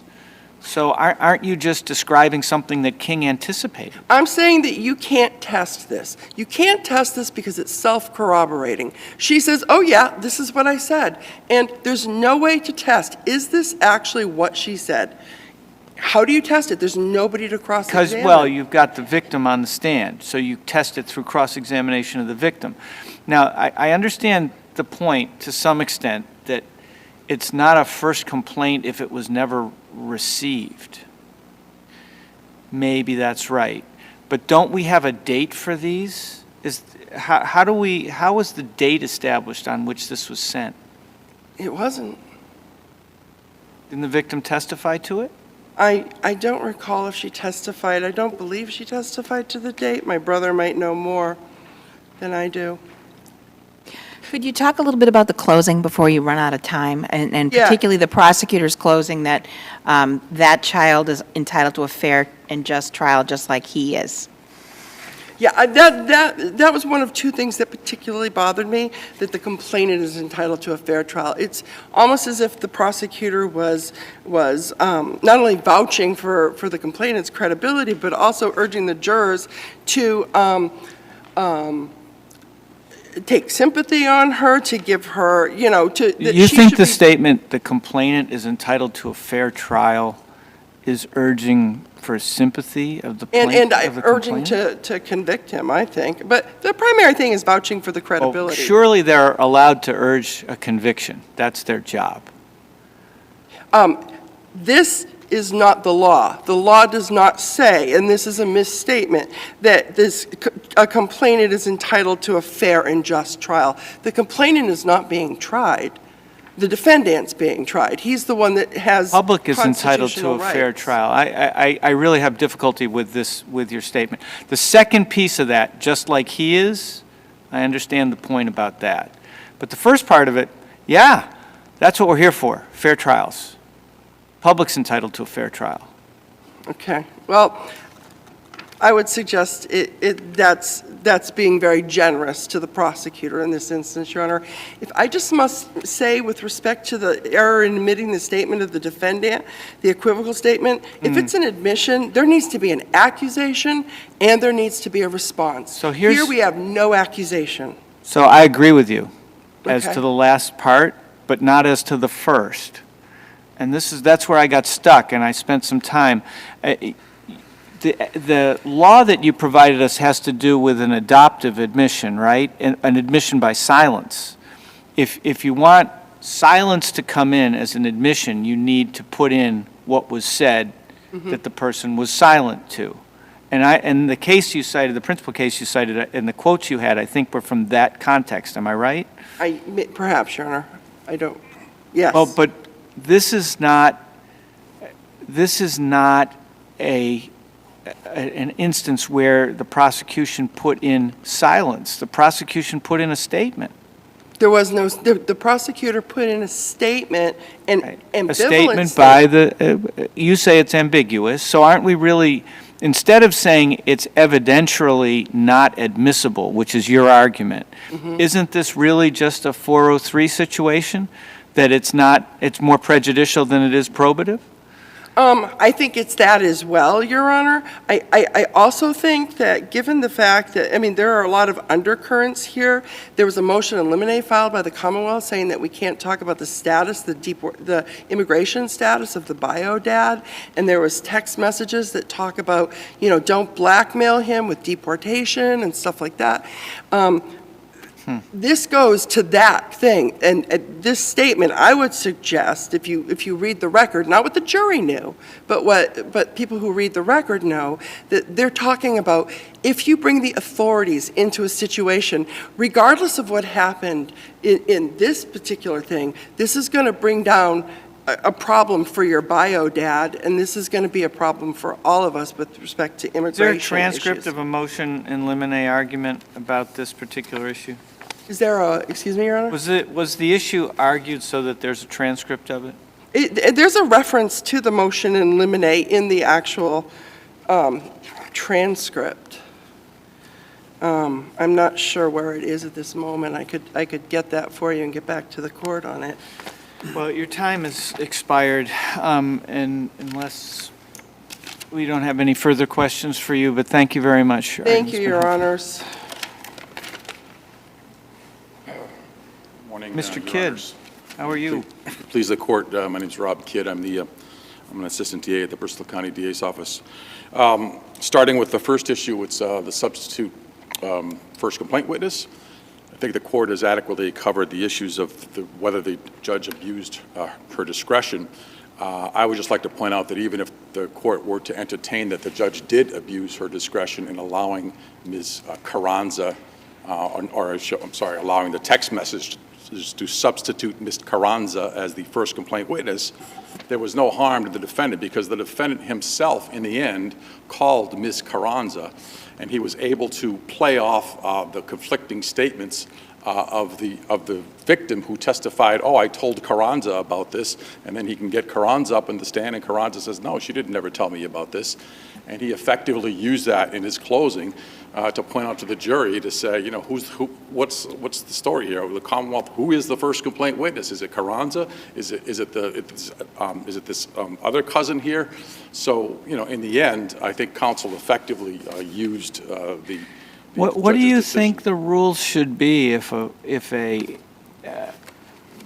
a victim says, I told A, and A says, I don't think that ever happened. And let's assume that you wouldn't find A to be biased. Let's take that issue out of here. Then what happens, do you think, under the law? I think, Your Honor, that falls under the Marungu exception. That's Commonwealth versus Marungu. And that case was one of the many cases in the evolving area of case law in this first complaint thing here. And they carved out two exceptions, and one of them was there's two exceptions, and one of them was when essentially the first complaint witness is just, says that it never happened, or in other words, either. Well, actually, that's not what Marungu says, but maybe that's a logical extension of Marungu. Marungu didn't deal with the situation where they say it never happened. They deal with situations where it was vague, for example, and there's one other. I don't think so, Your Honor. I think the facts in Marungu were that the person that the victim told were first of all, was the defendant's sister. And the victim said, and the sister, there was a voir dire of the sister, and the sister, and on the voir dire, she disclosed that there was abuse, and then the judge said, you guys are stuck with the first complaint witness, even though you don't think she's that great. The Commonwealth puts up this sister on the stand. The sister gets up on the stand and then says, no, it didn't happen. She says there were. But that's a finding. There was a finding of bias, wasn't there, under those? Right. I'm trying to take that out and just ask the question: what do you do? I think your answer is already. I think you've already answered the question. I think the answer is you go to the next first complaint witness, and I think that's supported by Marungu, Your Honor. So that's the first issue. Excuse me. In this case, did the victim? I should know the answer, but did the victim testify to the context around those texts to the boy in Guatemala? I can't answer that, Your Honor. I can't answer that. Yeah, I don't know. So you're not the only one, Your Honor. Moving on to the next issue, Your Honor, it's the Facebook authenticity the authenticity of the Facebook messages. Although it's true, my sister did use the word authentication, but there was really not an authentication argument in the brief, respectfully. As the court knows, a document can be authenticated by circumstantial evidence, and that's in the rules of evidence. And here the circumstances were clearly spelled out by the victim who got up on the stand and did identify those photographs of the Facebook messages as, being text from her to Gabrielle in Guatemala. And I point out in the brief that, as the court has already said, this is not a confrontation issue. These are not statements made to police or in an interrogation or legal deposition or transcript or things of that sort.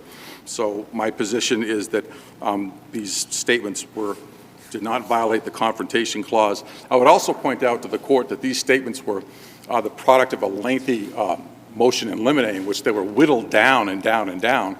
And the Commonwealth said, please, Your Honor, all we want to do is get the complaint in. We don't need any of this other stuff. And there was 4 or 5 pages.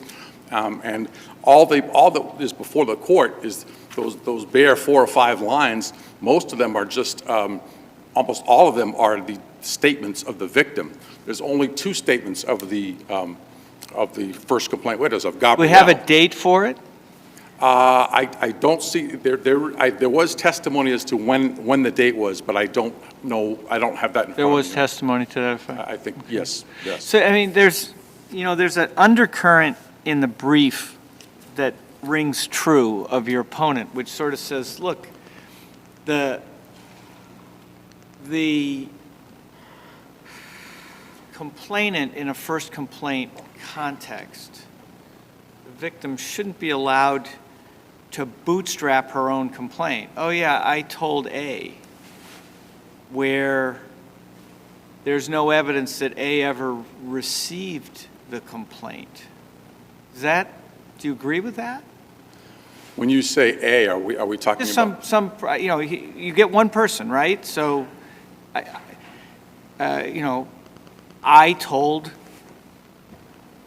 whoever that is, and there's no evidence that it was ever received, does it come in?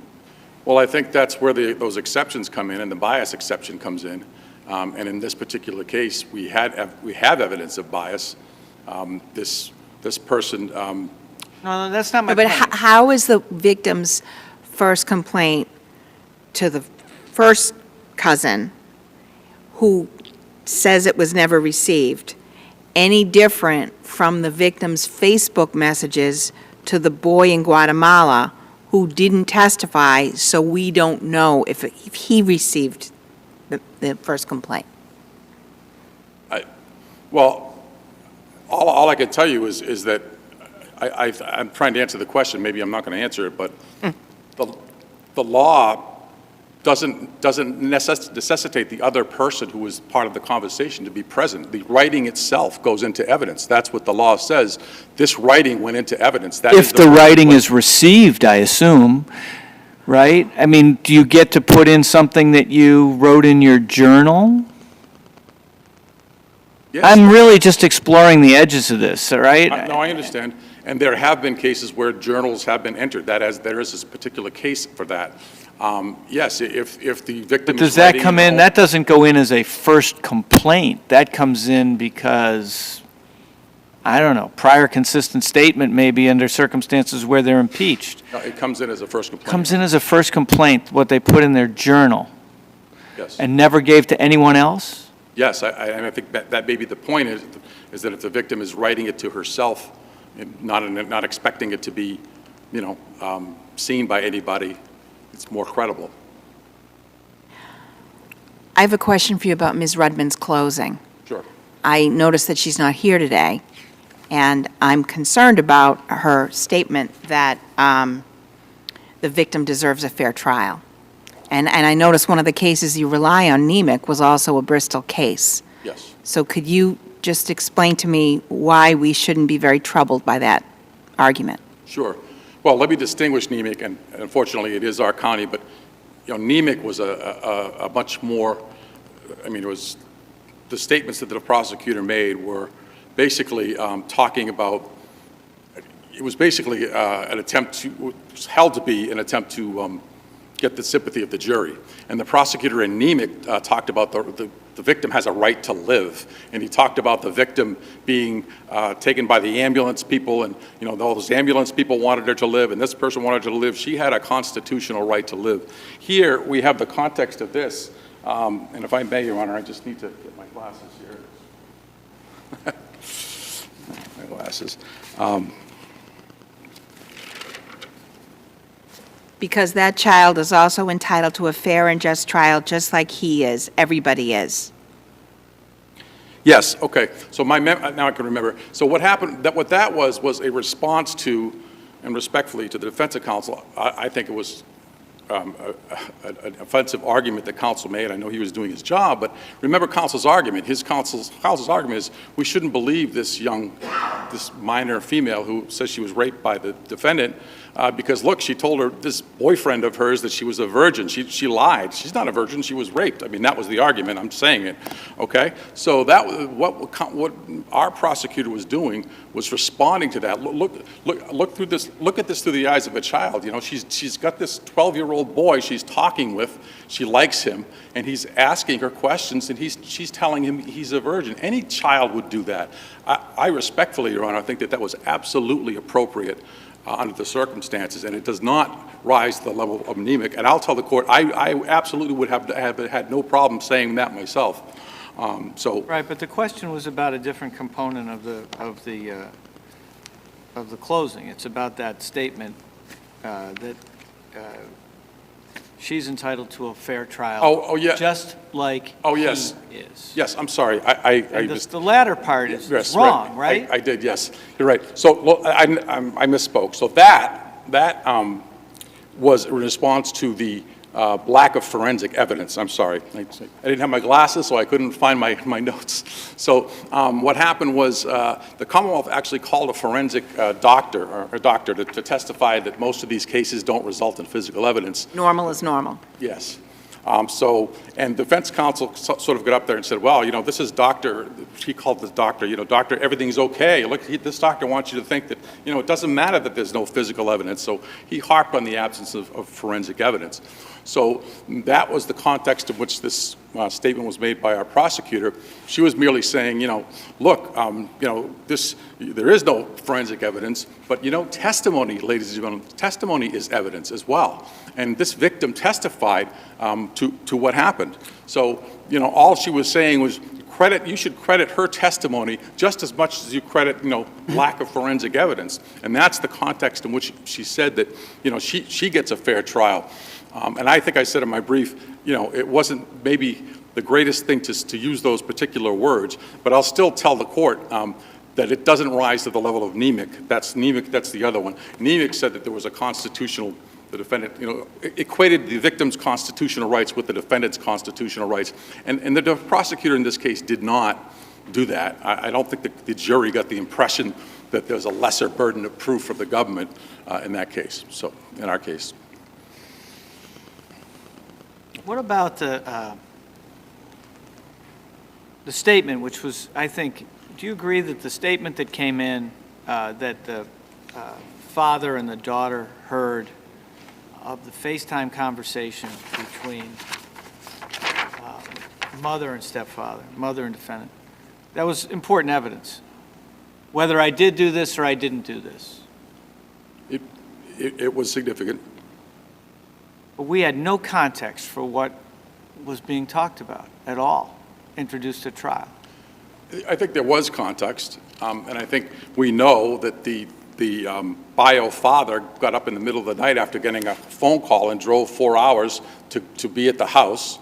We know that there was basically a conference there. We know that bio father was there, victim was there, mother was there. They're all huddled around a cell phone or a FaceTime on the cell phone, and that's the context in which the defendant says, whether I did this or I didn't do this, right, it's going to cause problems. And the implication is that he did 20-something criminal acts, including multiple forcible rapes, whereas it could have been, she says that you touched her.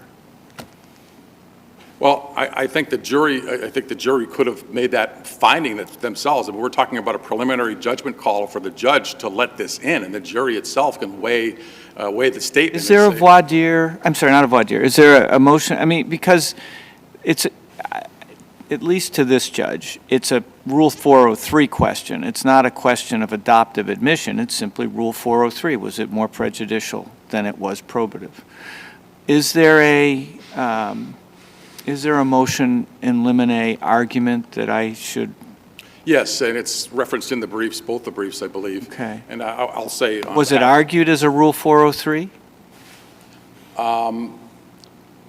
I think it was argued, the argument that defense counsel made below was that it was not an adoptive admission because, and he made the argument that you said that it was a vague statement and so forth, and he could have been, we don't know what he was referring to, that, and so on and so forth. And the judge made a finding to the contrary. The judge allowed it in, so. Well, and that it's an admission of a party opponent, or a statement of a party opponent. Yes. That doesn't necessarily need to be an admission. It doesn't have to be an admission, no. But I'm sorry, let me correct myself. She initially ruled it was admissible as the statement of a party opponent, and then just before trial, defense counsel, who, by the way, did a good job on this case, he objected a lot. He objected again and said, Your Honor, this really shouldn't come in, and so on and so forth. And then the judge said, no, it's coming in. And then he said, is it coming in as an admission? And she said, yes. So in the end, the judge allowed it to be used for both purposes, and it was, that brief statement that the What's prosecutor both did. purposes? I'm confused about that, because I thought it's really just what Judge Grant just said, that it comes in as a statement of a party opponent. And I was Doesn't confused about have that, to too, be an because there's two admission. parts. Yes, sorry, I interrupted you. No, go ahead. There's two parts to the rule. It says a statement can come in as the statement of a party opponent, or it could come in as an adoptive admission. Those are two separate. Yeah, you didn't say the word adoptive. Did the judge say it's an adoptive admission? She didn't use the word adoptive. That doesn't make any sense. What was he adopting? Okay, all right, I'll take a look at the transcript. And my sister and I both argued the adoptive issue, the adoptive admission argument. That was the argument that my sister raised. I responded to it. And the court can look at my brief and determine what the decision Unless is you on that. folks have any further questions. Thank you very much. Thank you both. Well argued. The next case is TD against ES. The names are impounded, I believe. And we have Mr. Curhan for the appellant.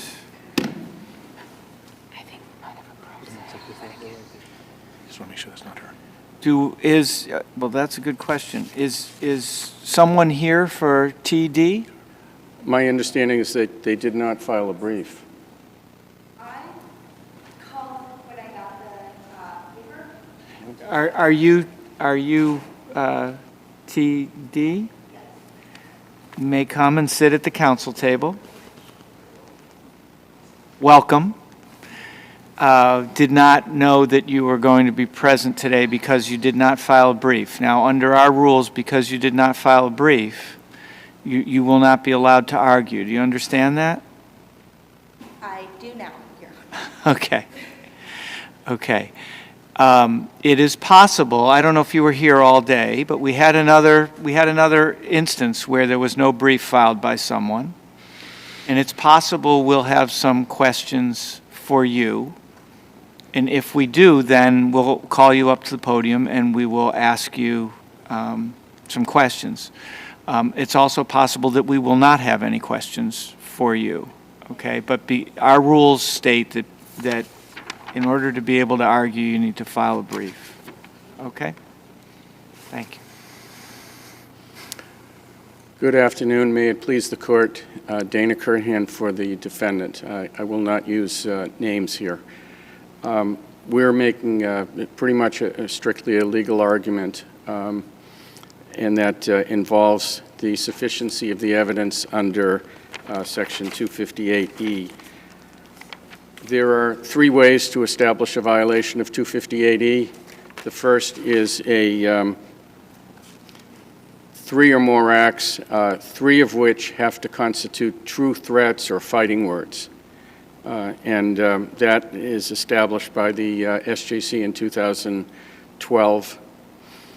Counsel, can I interrupt for 1 second? Yes. And I'm not sure it's really an issue, but I just want to make sure that that ma'am, you know that you see my name there. I have no relation whatsoever to the lawyer in the case. Okay. I was not worried about that. Just making sure you know. Go ahead, sir. The second way of proving it is an act of forced sexual act by forced threat or duress and involuntary sexual relations. And the third is a pattern of conduct over time that would constitute a violation of certain statutes.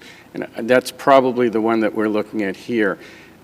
Generally, if it violates the criminal harassment statute, if there's a pattern, or if there's one true threat and a pattern of conduct that would constitute stalking. So those are the three ways of proving a violation of 258E. Looking at the allegations, I think the three true threats is off the table. There's a passage at the first hearing, which is Record Appendix page 13. So the court, and has he ever caused you physical harm? No. Has he ever threatened you with physical harm? No. Has he put you in fear of serious, imminent, serious bodily injury? No.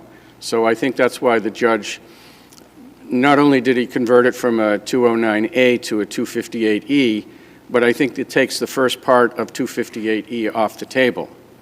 Well, except that then the judge asks, okay, why don't you tell me why you feel like you need the protection of the court? Answer, he continues to post nude pictures of me on the internet. And then she talked about the fact that when they were in a relationship, he coerced her to have sex. There were times that she felt coerced. Now, whether or not we consider that to be an incident within the meaning of the 258E harassment, doesn't that color the subsequent events, including him sending her a Visco message, "I know where you live," and sending her a tweet, "Are you busy?" and calling her obscene names, and then showing up outside her house at 10 o'clock at night? Doesn't that whole history color the meaning of those contacts in a way that some of the stranger 258E cases aren't relevant? I don't think it does. I mean, I still think we're talking about, does this constitute criminal harassment? I don't think there's any allegation, either at the first or the second hearing, that she is in danger feels to be in danger, or objectively, reasonably feels to be in danger of physical harm. I think What do you make, counsel, what do you make, because I understand your argument, which is this isn't the name-calling statute, and I think you Yes. quote a case. But then at the end, really toward the end, the judge asks the then plaintiff, did you take those malicious communications aimed at you with the intent to intimidate you or cause you fear? Yes, Your Honor. Do you believe that he's acted intentionally with an intent to intimidate or threaten you? Yes. Now, certainly sorry. leading questions, but the judge is entitled to ask them. I'm sorry, was this the first or second hearing? I'm looking at, pretty sure it's the second That's hearing. the second hearing. That's the second hearing, The page 20. end of the second hearing. Yep. Page 41 in the record Okay. appendix. Yep, so and the judge actually says, just want to make sure I'm not making an inference that appears out of context. So to clarify it, that's what the judge asks. Why doesn't that then contextualize what otherwise just might be mean behavior or name-calling, and if the judge credits it, to the place where it's appropriate to issue this order? I mean, I guess you have to look at what the acts are. I mean, the first judge looked at all of this and said, okay, so, and by the way, neither judge found the coerced sexual encounters. Neither judge made that finding. The first judge said, well, the posting of the nude pictures really does it for me, and issued it on that basis. The second judge said, I don't see that I don't see that this is actually linked to the defendant. Maybe, initially she sent those pictures to him, maybe 2015, 2016, maybe he posts them, but he's not posting them now. I'm not sure he said he's not posting them, right? I mean, the issue was, I think they were on some website that had an IP in China or something like that, so there was no I don't connection. find that evidence sufficient to put that posting on him directly. Yes. So, That's but fine. then the judge said, well, that all of that sort of rude behavior is that's what supports the extension. Persistent contact, and the contact as recently as November of last year. Yeah, Not rude behavior. The rude behavior appears to have taken place in 2018, August to November of 2018, and, including whatever it is, hey, are you around or whatever, and then it's followed up by some things where he talks about various things, and then he references her as a slut, and he calls her, something very rude. But that was 2018, and viewed in the light most favorable to the complainant, they were still in a dating relationship at that time. She testified that the relationship went on from 2015 to 2019. So, Does that make it better or worse? I'm not sure what your argument is there. I really They're don't dating, know. I'm not sure. How's that color the? I mean, I think that gets to the point of, this is not the rudeness statute. This is, we should all be nicer, but in the context of a relationship, when they're having a discussion, things will be said, and things were said. Now, after 2018, there appears to have been another message that I don't believe the complainant had a copy of the message. There was one that she did and one that she didn't, as I understand it. I think that she introduced into evidence a message from March of 2020. No, it would have been November of 2020. November of 2020 2020. that she did not produce, right? Right, I believe that to be the case. It was very confusing, but I believe that to be the case. So the last... The one that said, are you busy, or what are you up to now? Wasn't there one in 2020 that said that? Well, the initial discussion was that was in 2020, and then on cross-examination, she said, no, that was August 29, 2018. And then she subsequently said, well, there was another one that said, like, are you busy, or something like that, in 2020. Now, in March of 2021, he was sitting in the back of a car across from her building. Right. He did not necessarily know that she lived there. If you look at his earlier messages, it's not, I know where you live. It was something like... but I know where you live. Looks like you've blocked me, but I know where you live. 2018, right? I don't, he sent her a text, okay, well, I think I'm blocked, but I know you live close to me. That was August 29, 2018. Right. It's not, I know where you live, I'm going to come and get you. It's, hey, let's get together. And, Why is that? I mean, there's just, that may be an explanation, but why was the judge required to draw that inference from that? Well, I mean, that was what the message said. Okay. All right, so maybe there were a number of them, so maybe I'm just looking at the wrong one. Thank you. And it's very confused, the way it was all presented, but, that was it. And so there was some rudeness, there was some unpleasantness in 2018. There was, there may or may not have been an "Are you busy?" or something to that effect in November of 2020. And then March of 2020, she sees him sitting in the back. 2021, I'm sorry. Sees him sitting in the back of a car across from her building, next to her building. Staring at her. 10 o'clock at night. She says that. And the judge credits it? The judge credits it. And discredits your client? Yes. Okay. So, but, where does that constitute criminal harassment? Well, one of the arguments that you make is that these were private communications between him and her. And so there's a case that you've cited in your brief, ATVCR, that involved two 11-year-olds, where the 11-year-old boy was calling the 11-year-old girl names, similar names to this, actually, but he was doing so in front of their classmates. And so you make an argument that there was no public humiliation of this victim the way there was in ATVCR. But what do we do with the fact that these messages, many of them were on social media or by text message? And so it's not like these are like sweet nothings whispered in the ear. This is something that there's a record of out there, the nude photos and these messages that could be forwarded, or it's not the same as a private message. Is it really private if it's on the internet? Well, okay, so I think there's a distinction between the conversations and the nude pictures.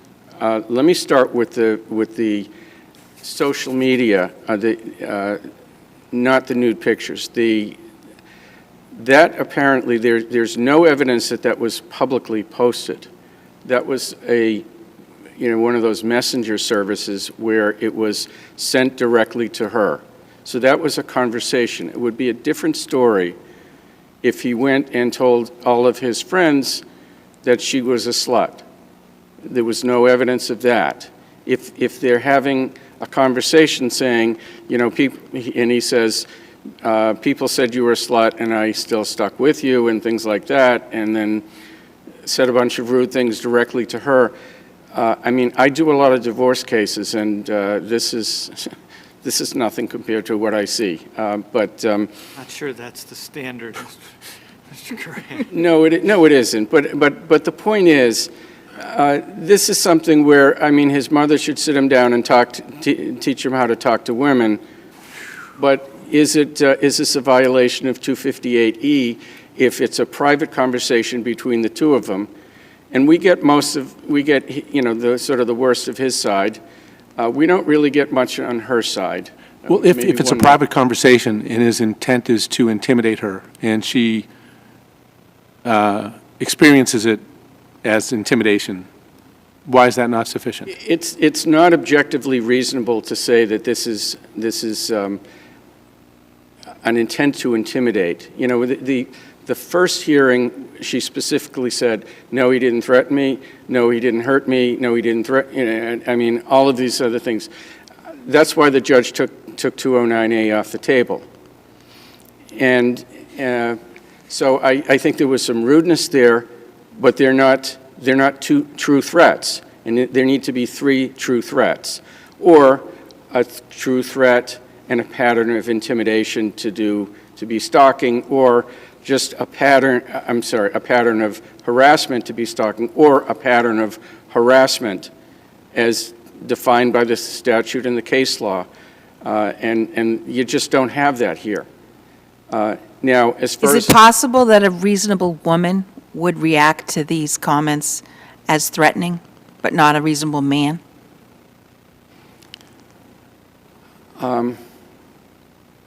I don't think you can say that these comments from, you know, 2.5 years before she asked for a complaint really are objectively reasonably threatening to anybody, male or female.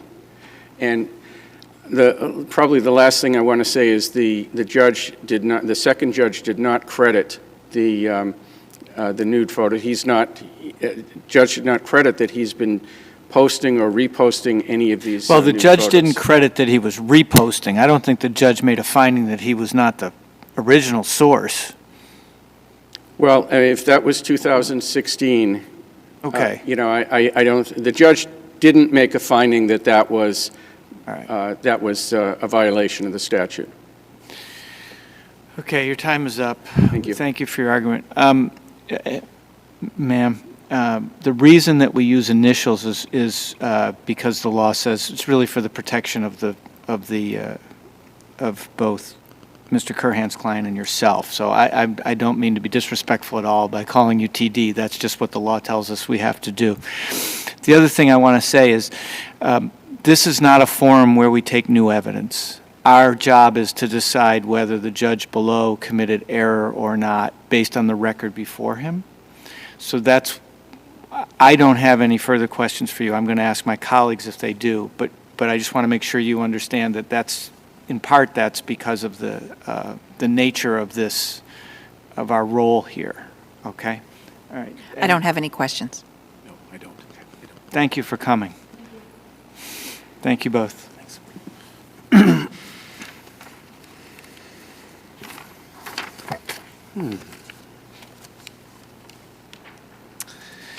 And the next case is Knightley versus Town of Amherst, 22P 686.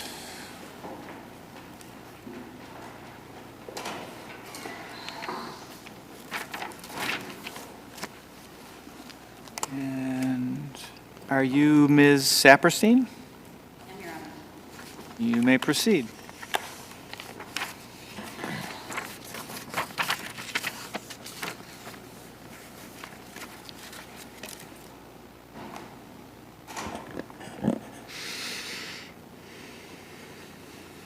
You need to start the clock, folks.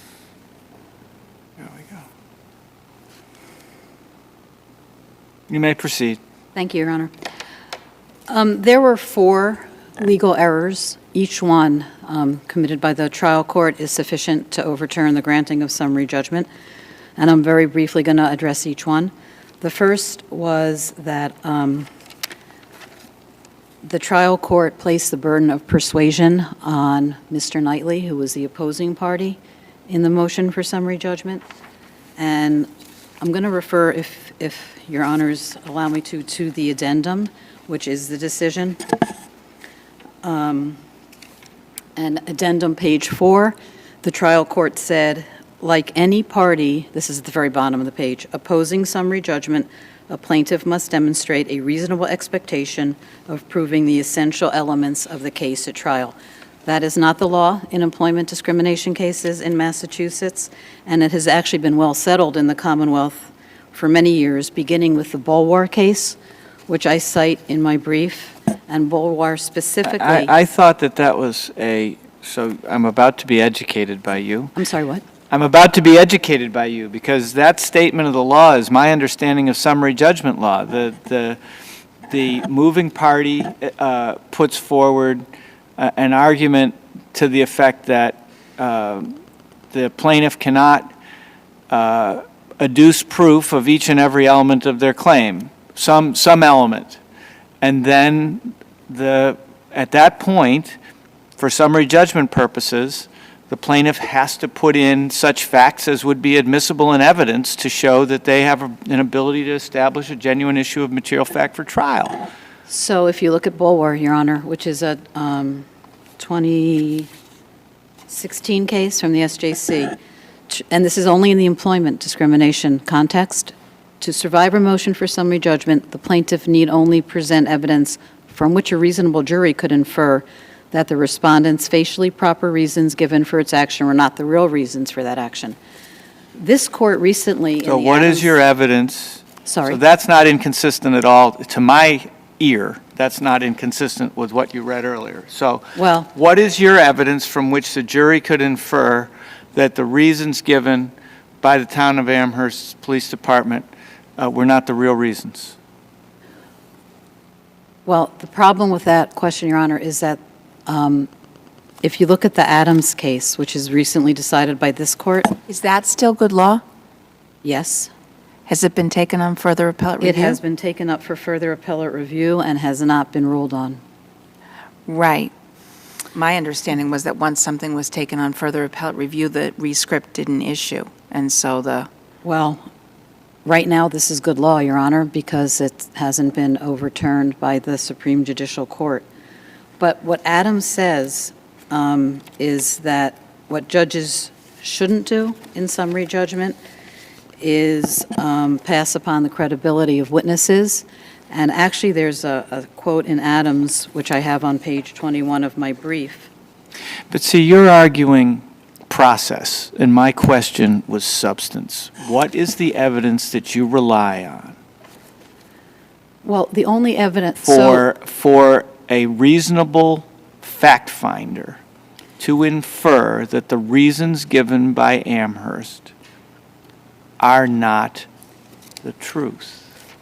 And respectfully, that's a question for the jury. And that has been suggested more than once by both this court and the Supreme Judicial Court. You think that the case goes to the jury simply because you've hit the first 3 elements of the 4 elements of a retaliation claim, i.e., he was employed, he made a complaint, and there was an adverse action as a result of it, that the case then must go to trial? Well, if you look at the Adams case, and again, I cited on page 21 of my brief, one of the, what this court ruled in Adams was that the testimony of the subjective testimony of the employer should actually not be used to grant summary judgment. It says at this stage, we must disregard, in this case, Colby's claim that he used only neutral criteria. On summary judgment, a court must disregard all evidence favorable to the moving party that the jury is not required to believe. Yeah. Are So the you problem- arguing I'm sorry. that the evidence that Knightley had more seniority than Ting created a prima facie case that the decision to promote King was a pretext? I think that's part of it, but I think the other part is the only evidence produced by the town of Amherst was purely subjective. So what you have... What other evidence would have been sufficient? Well, the problem with summary judgment in employment discrimination cases, Your Honor, is precisely that. The problem is, there are very few cases, I've had one in my entire career, where you have direct evidence of discrimination. The problem in a discrimination or a retaliation case is it's almost always circumstantial. So the reason summary judgment is disfavored in employment cases is because it is credibility determinations for the jury, not for the trial court and not for a motion, not for the motion judge. It is for the jury to determine. So we get to Yeah, put... you know, well, this particular judge has a lot of trouble with the way that you're framing things, and it would be good if you answered questions directly. For example, is it your position that if you establish the first three elements, then the case must go to trial? Because, you know, the rule of summary judgment doesn't say, this is Rule 56, but it doesn't apply to employment discrimination cases. It doesn't say that. So, yeah, we have cases that say it's disfavored, but they say it in a context. They don't just sort of say, well, the rule is out the window. And the rule says that if the moving party puts in information from which it appears that there is no way that the plaintiff can prove their case, the plaintiff has to come forward with evidence. And is your contention that the evidence is he was employed, he made a complaint, and he suffered an adverse action, and that's enough, and every situation like that must go to trial? Well, that would be my position, but in fact, in this case, we have more. This case was consolidated with an earlier case. So all of the retaliatory allegations in the first case, which were not dismissed, are part of this case. So what we have is we have Mr. Knightley making a complaint, first to HR, and then filing with the MCAD, and then there was a series of retaliatory actions. They're both in, the first set are in the first complaint. Most of those were dismissed, but some were not. No, Your Honor, what was dismissed was the discrimination, age, gender, and disability. Judge went through all of these different things and said the only aspects of the retaliation claim that are going to survive are the statements made by the police chief. By the way, none of this was in your brief, right? You didn't make any of these arguments in the brief to us. None of the arguments about the prior retaliation claim and the evidence in the prior retaliation claim being relevant were made in your brief. I don't recall specifically if I made them in my brief. I believe that I said that the cases were consolidated, but I did focus on the 4 errors, and the second error was that the trial court imposed a pretext plus standard on Mr. Knightley, which has been rejected in the Commonwealth for probably 40 years. What's the evidence before Judge Agostini that paragraph 14 in Chief Livingstone's affidavit about all the great things that Lieutenant Ting has done, what's the evidence that that's a pretext? Well, that's the problem, Your Honor. How can we present evidence of what is in Chief Livingstone's mind and what he's saying? The third legal error is that Judge Agostini specifically relied on a statement of fact by the defendant, and he says it right in here. He says, I agree with the statement, I think it was statement 32, and he goes through Judge Livingstone's purported rationale for choosing Ting over Knightley. The problem with that is the Supreme Judicial Court has specifically said that particularly in employment cases, judges can't do that. They can't be the fact finder and decide whether or not it's pretext, and that's exactly what Judge Agostini did. Well, what is your evidence that it was a pretext? Well, again, I mean, my evidence, I'm not sure I know how to answer that question without going back to repeat what I've been saying. The issues in this case are... No, and that's fair. Part of the reason that I'm pressing is because I'm trying to understand exactly what your position is as to what's enough. Now, a few moments ago, you referenced evidence from the prior retaliation case, where the police chief made some statements to your client. Leaving those aside, what else do we have that indicates that the reasons given were pretextual? What else do we have? Well, again, the problem with pretext is it goes to the intent. And there's no way that on summary judgment, I can prove that what Chief Livingstone said in his affidavit is in fact true.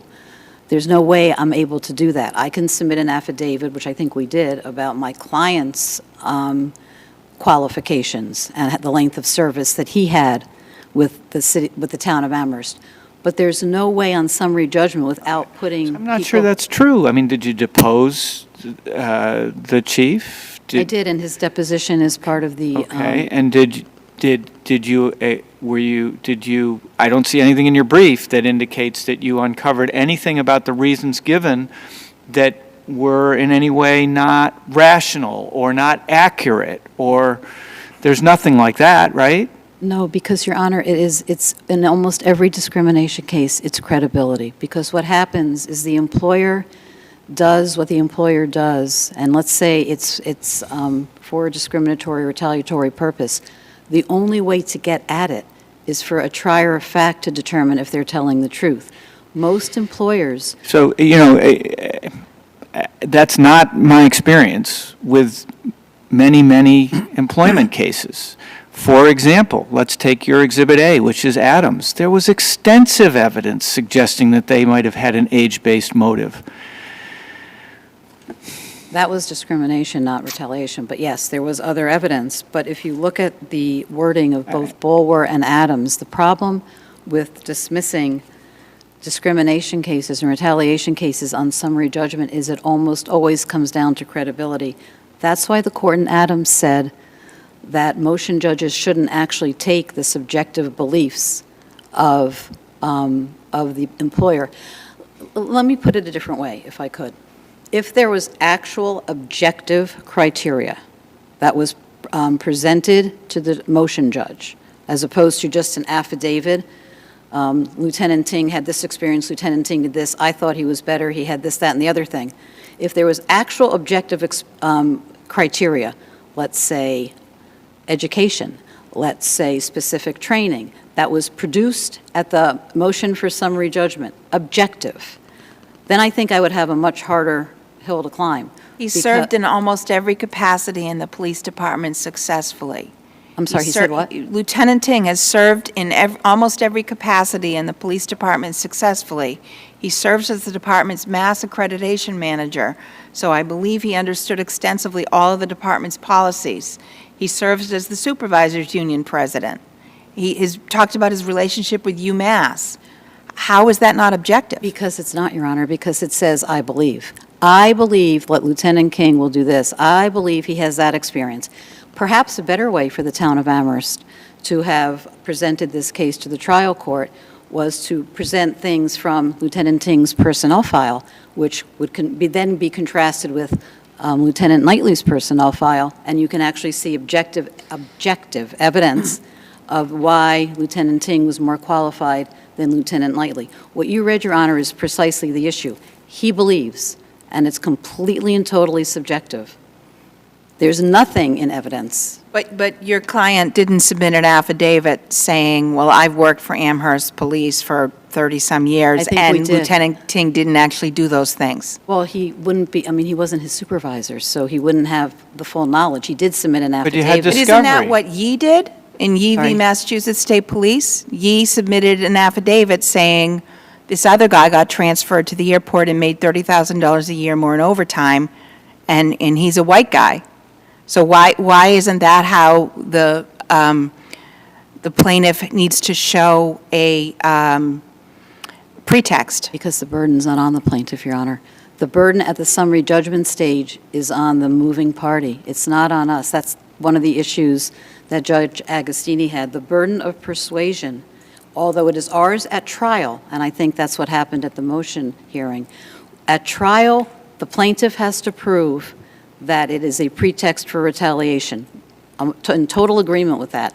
What we don't have to prove, and what the SJC has said more than once, is we don't have that burden at the summary judgment stage. I don't think that's right. I absolutely, I heard what you read at the top of the argument, but that is not Rule 56 practice. If you're put in a position where they refute an element of the case, you must put forward evidence such as would be admissible in trial in order to establish that you have a case that can go to trial. And respectfully, if I can draw your attention to the Bulwer case, page 683. While the plaintiff has the burden of producing evidence that the employer's reasons are pretextual, the burden of persuasion at summary judgment remains with the defendants, who, as the moving parties, have the burden of affirmatively demonstrating the absence of a genuine issue of material fact on every relevant issue, even if they would not have the burden on an issue if the case went to trial. Come forward and they say, there's no genuine issue as to whether or not this was pretextual. At that point, you have the burden on pretext. That's what that's saying. You have the burden on pretext. That's not what it's saying. Respectfully, Your Honor, it's saying that I have the burden Okay. at trial, but not at the summary judgment stage. And the problem, if you look at the evidence that was submitted by the town, there, again, it was not objective. There is no way that a plaintiff in an employment case can produce evidence that will refute, at summary judgment, a subjective belief of the There's of no the defendant. difference between the summary judgment stage comes after discovery is closed. There's no difference between at summary judgment and at trial in terms of the ability to produce evidence. In any event, we have your argument, which is very well presented. Thank you, Your Honor. Understand it. Unless... I have a couple questions. Is Amherst a civil service town? I'm sorry, say it again. Is Amherst Police subject to the civil service statute? I believe they are. I'm not positive, actually, Your Honor.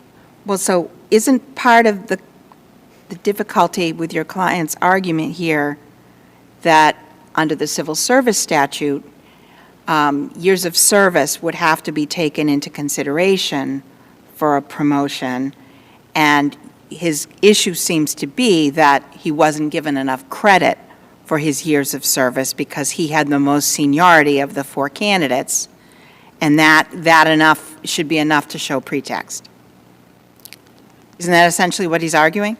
Well, the process that they used to do the promotion wasn't through civil service. So what happened was the chief and the, I think, town manager made the decision. So it wasn't technically a civil service promotion. Another question. Is failure to promote an adverse employment action? Yes. So there's four candidates, four lieutenants, and only one of them is going to be promoted to captain. That Is it true. an adverse, is it always going to be an employment? I mean, nothing's being taken away from your client. He's not being demoted or he's not losing any salary. Is it an adverse employment action for all three that don't get it? Well, there were other issues that were raised at the summary judgment stage about the others. I think one was involved in a domestic violence, one was involved in a drunk driving. I mean, there were other issues that came in, so one could think that maybe that was why they weren't selected. But it is, failure to promote is definitely an adverse employment action in retaliation. And if I could just, I know. The case that says that?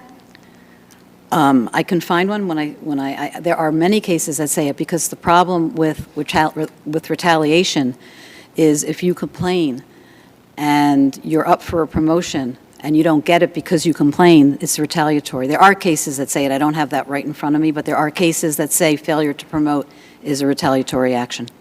And in fact, I do have one because it was my case, my very first jury trial. Bain versus the City of Springfield. She was not promoted. That actually went up to the SJC, my first jury trial, and she was not promoted. That was the retaliatory action, and the Supreme Judicial Court said that was, in fact, retaliation. I'm embarrassed that I didn't think of that immediately. It's okay. Thank It's you. an SJC decision? Sorry. It's an SJC decision? Bain? Yeah. Yeah, so so that was my first jury trial ever. That was in the early 90s, and the SJC, we won. The city of Springfield appealed, and the SJC took it up on direct appellate review. My first appellate argument in the Commonwealth of Massachusetts. Bain versus the city of Springfield. I cited it in my brief. We will make sure we read it. Thank you.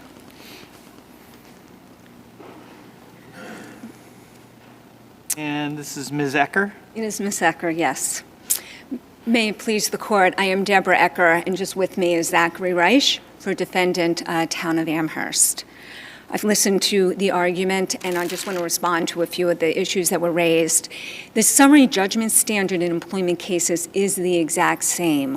What is different in employment is this three-stage burden shifting. The moving party, which would be us in this case, always has the burden of persuasion that there are no material issues of fact in our proving the summary judgment. However, the burden of production of evidence is on, in this case, the plaintiff to put forth some evidence. So when the judge went through what was before him on summary judgment, he first started with that first stage. And I think they've been conflated a little bit, but the prima facie case. And he cites to a case and the four elements. And the fourth element in a retaliation claim is causation. Why does, you're having filed a complaint of discrimination cause your failure to be promoted?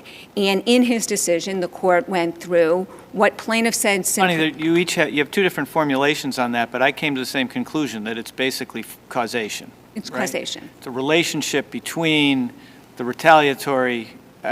relationship between the complaint and the adverse action. Correct. Okay. And so in reviewing the evidence that was before the court said all, plaintiff relied upon was timing. There was 14-month gap. The court also noted the evidence that's undisputed that the plaintiff had been passed over twice before prior to having filed a complaint, and he found that to be noteworthy when he went through the facts. Then he found that plaintiff hadn't met his burden of proving a prima facie case, but if it was taken up on appeal, which is where we are today, we get to the next stage.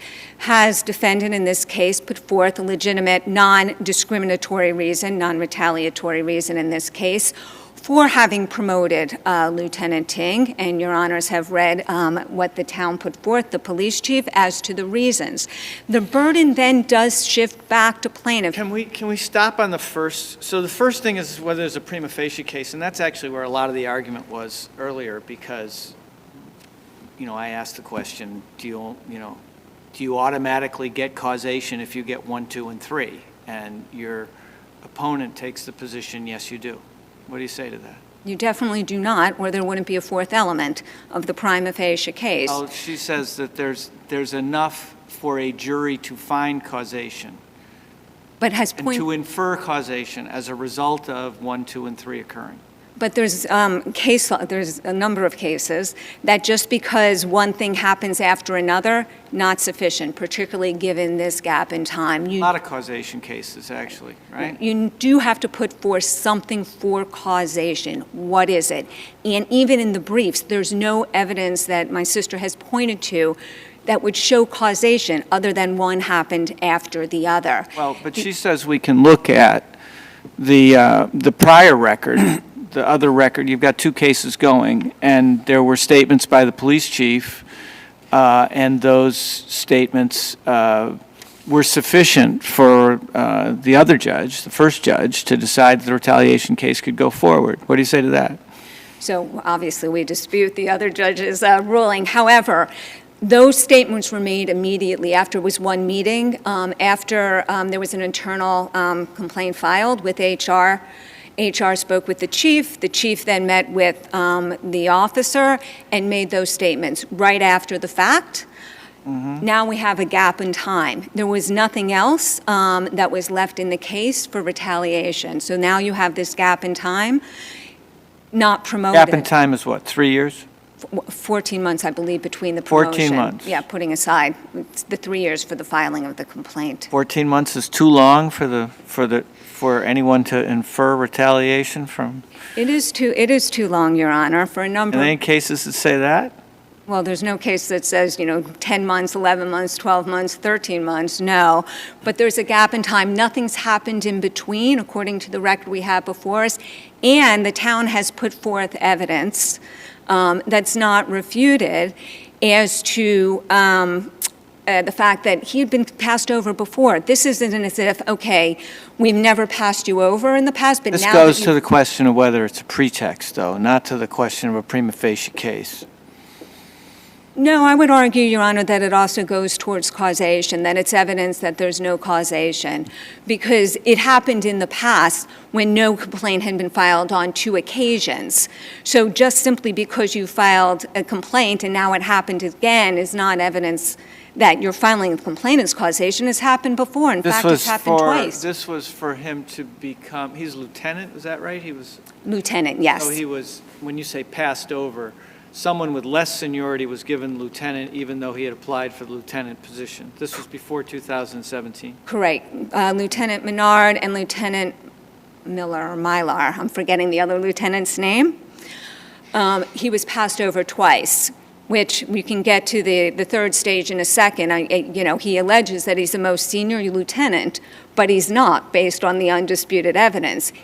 Those who are promoted first are the more senior lieutenant, regardless of your time in the department, and that's evidence in the record as to who's more senior. I don't want to knock you off track, but can I ask you, to Justice Grant's question earlier, do you have a position on the precedential value of a case that's on further appellate review, and here specifically Adams? Yeah, my understanding, it doesn't have precedential value because it's appealed. It's not final. Even if it did. Okay, so that was my say, you anticipated my next question. Yeah. Assume for the moment. Even if it did, in that case, and actually there is a blurb in Lawyers Weekly this week on that case as well, there was evidence in that case, right? Plaintiff produced evidence, and I believe there were emails or other conversations that the HR and others were having about the dinosaurs and those who were older. There's no such evidence here, so even if it does have precedential value. Aiden Adams was over whether that was particularly material evidence under the circumstances, because it was, because of who it came from and whether they were the decision makers and those kinds of issues. Well, there was some evidence about Captain Gunderson referring to the plaintiff as old school because he sent to from written memos to underlings rather than speaking to them directly.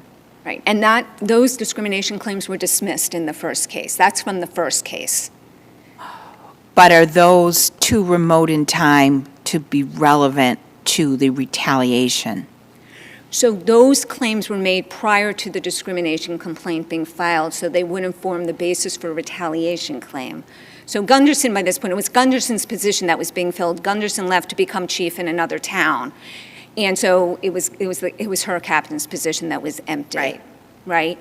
And so she made those statements to him in a, conversation that they were having. That was the substance of the discrimination claim, the first case that's still pending. But the discrimination piece of it was dismissed. The only thing that's left is the comment the chief made to the office, to the lieutenant in the one meeting that they had.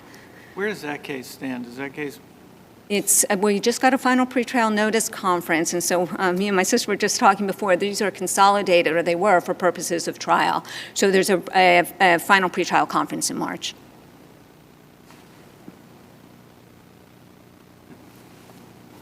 All right, so anyway, so I was at the we get to the prima facie case, legitimate non-discriminatory reason, then it shifts, and the burden is still on plaintiff to show that the reason is not true.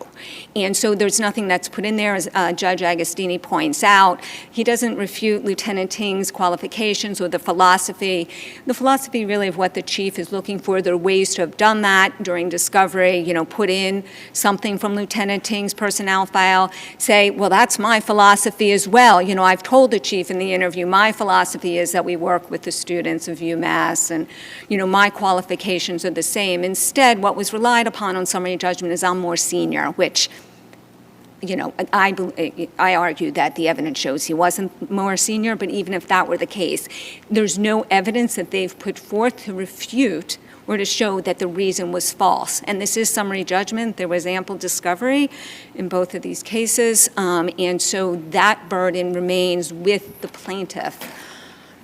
So it's our contention, if Your Honors have, I don't know if Your Honors have any more questions.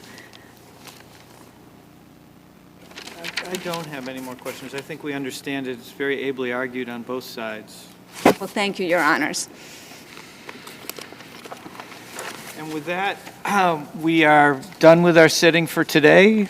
I'd like to thank the clerks and the timekeepers and the court officers, everyone who argued. Thank you.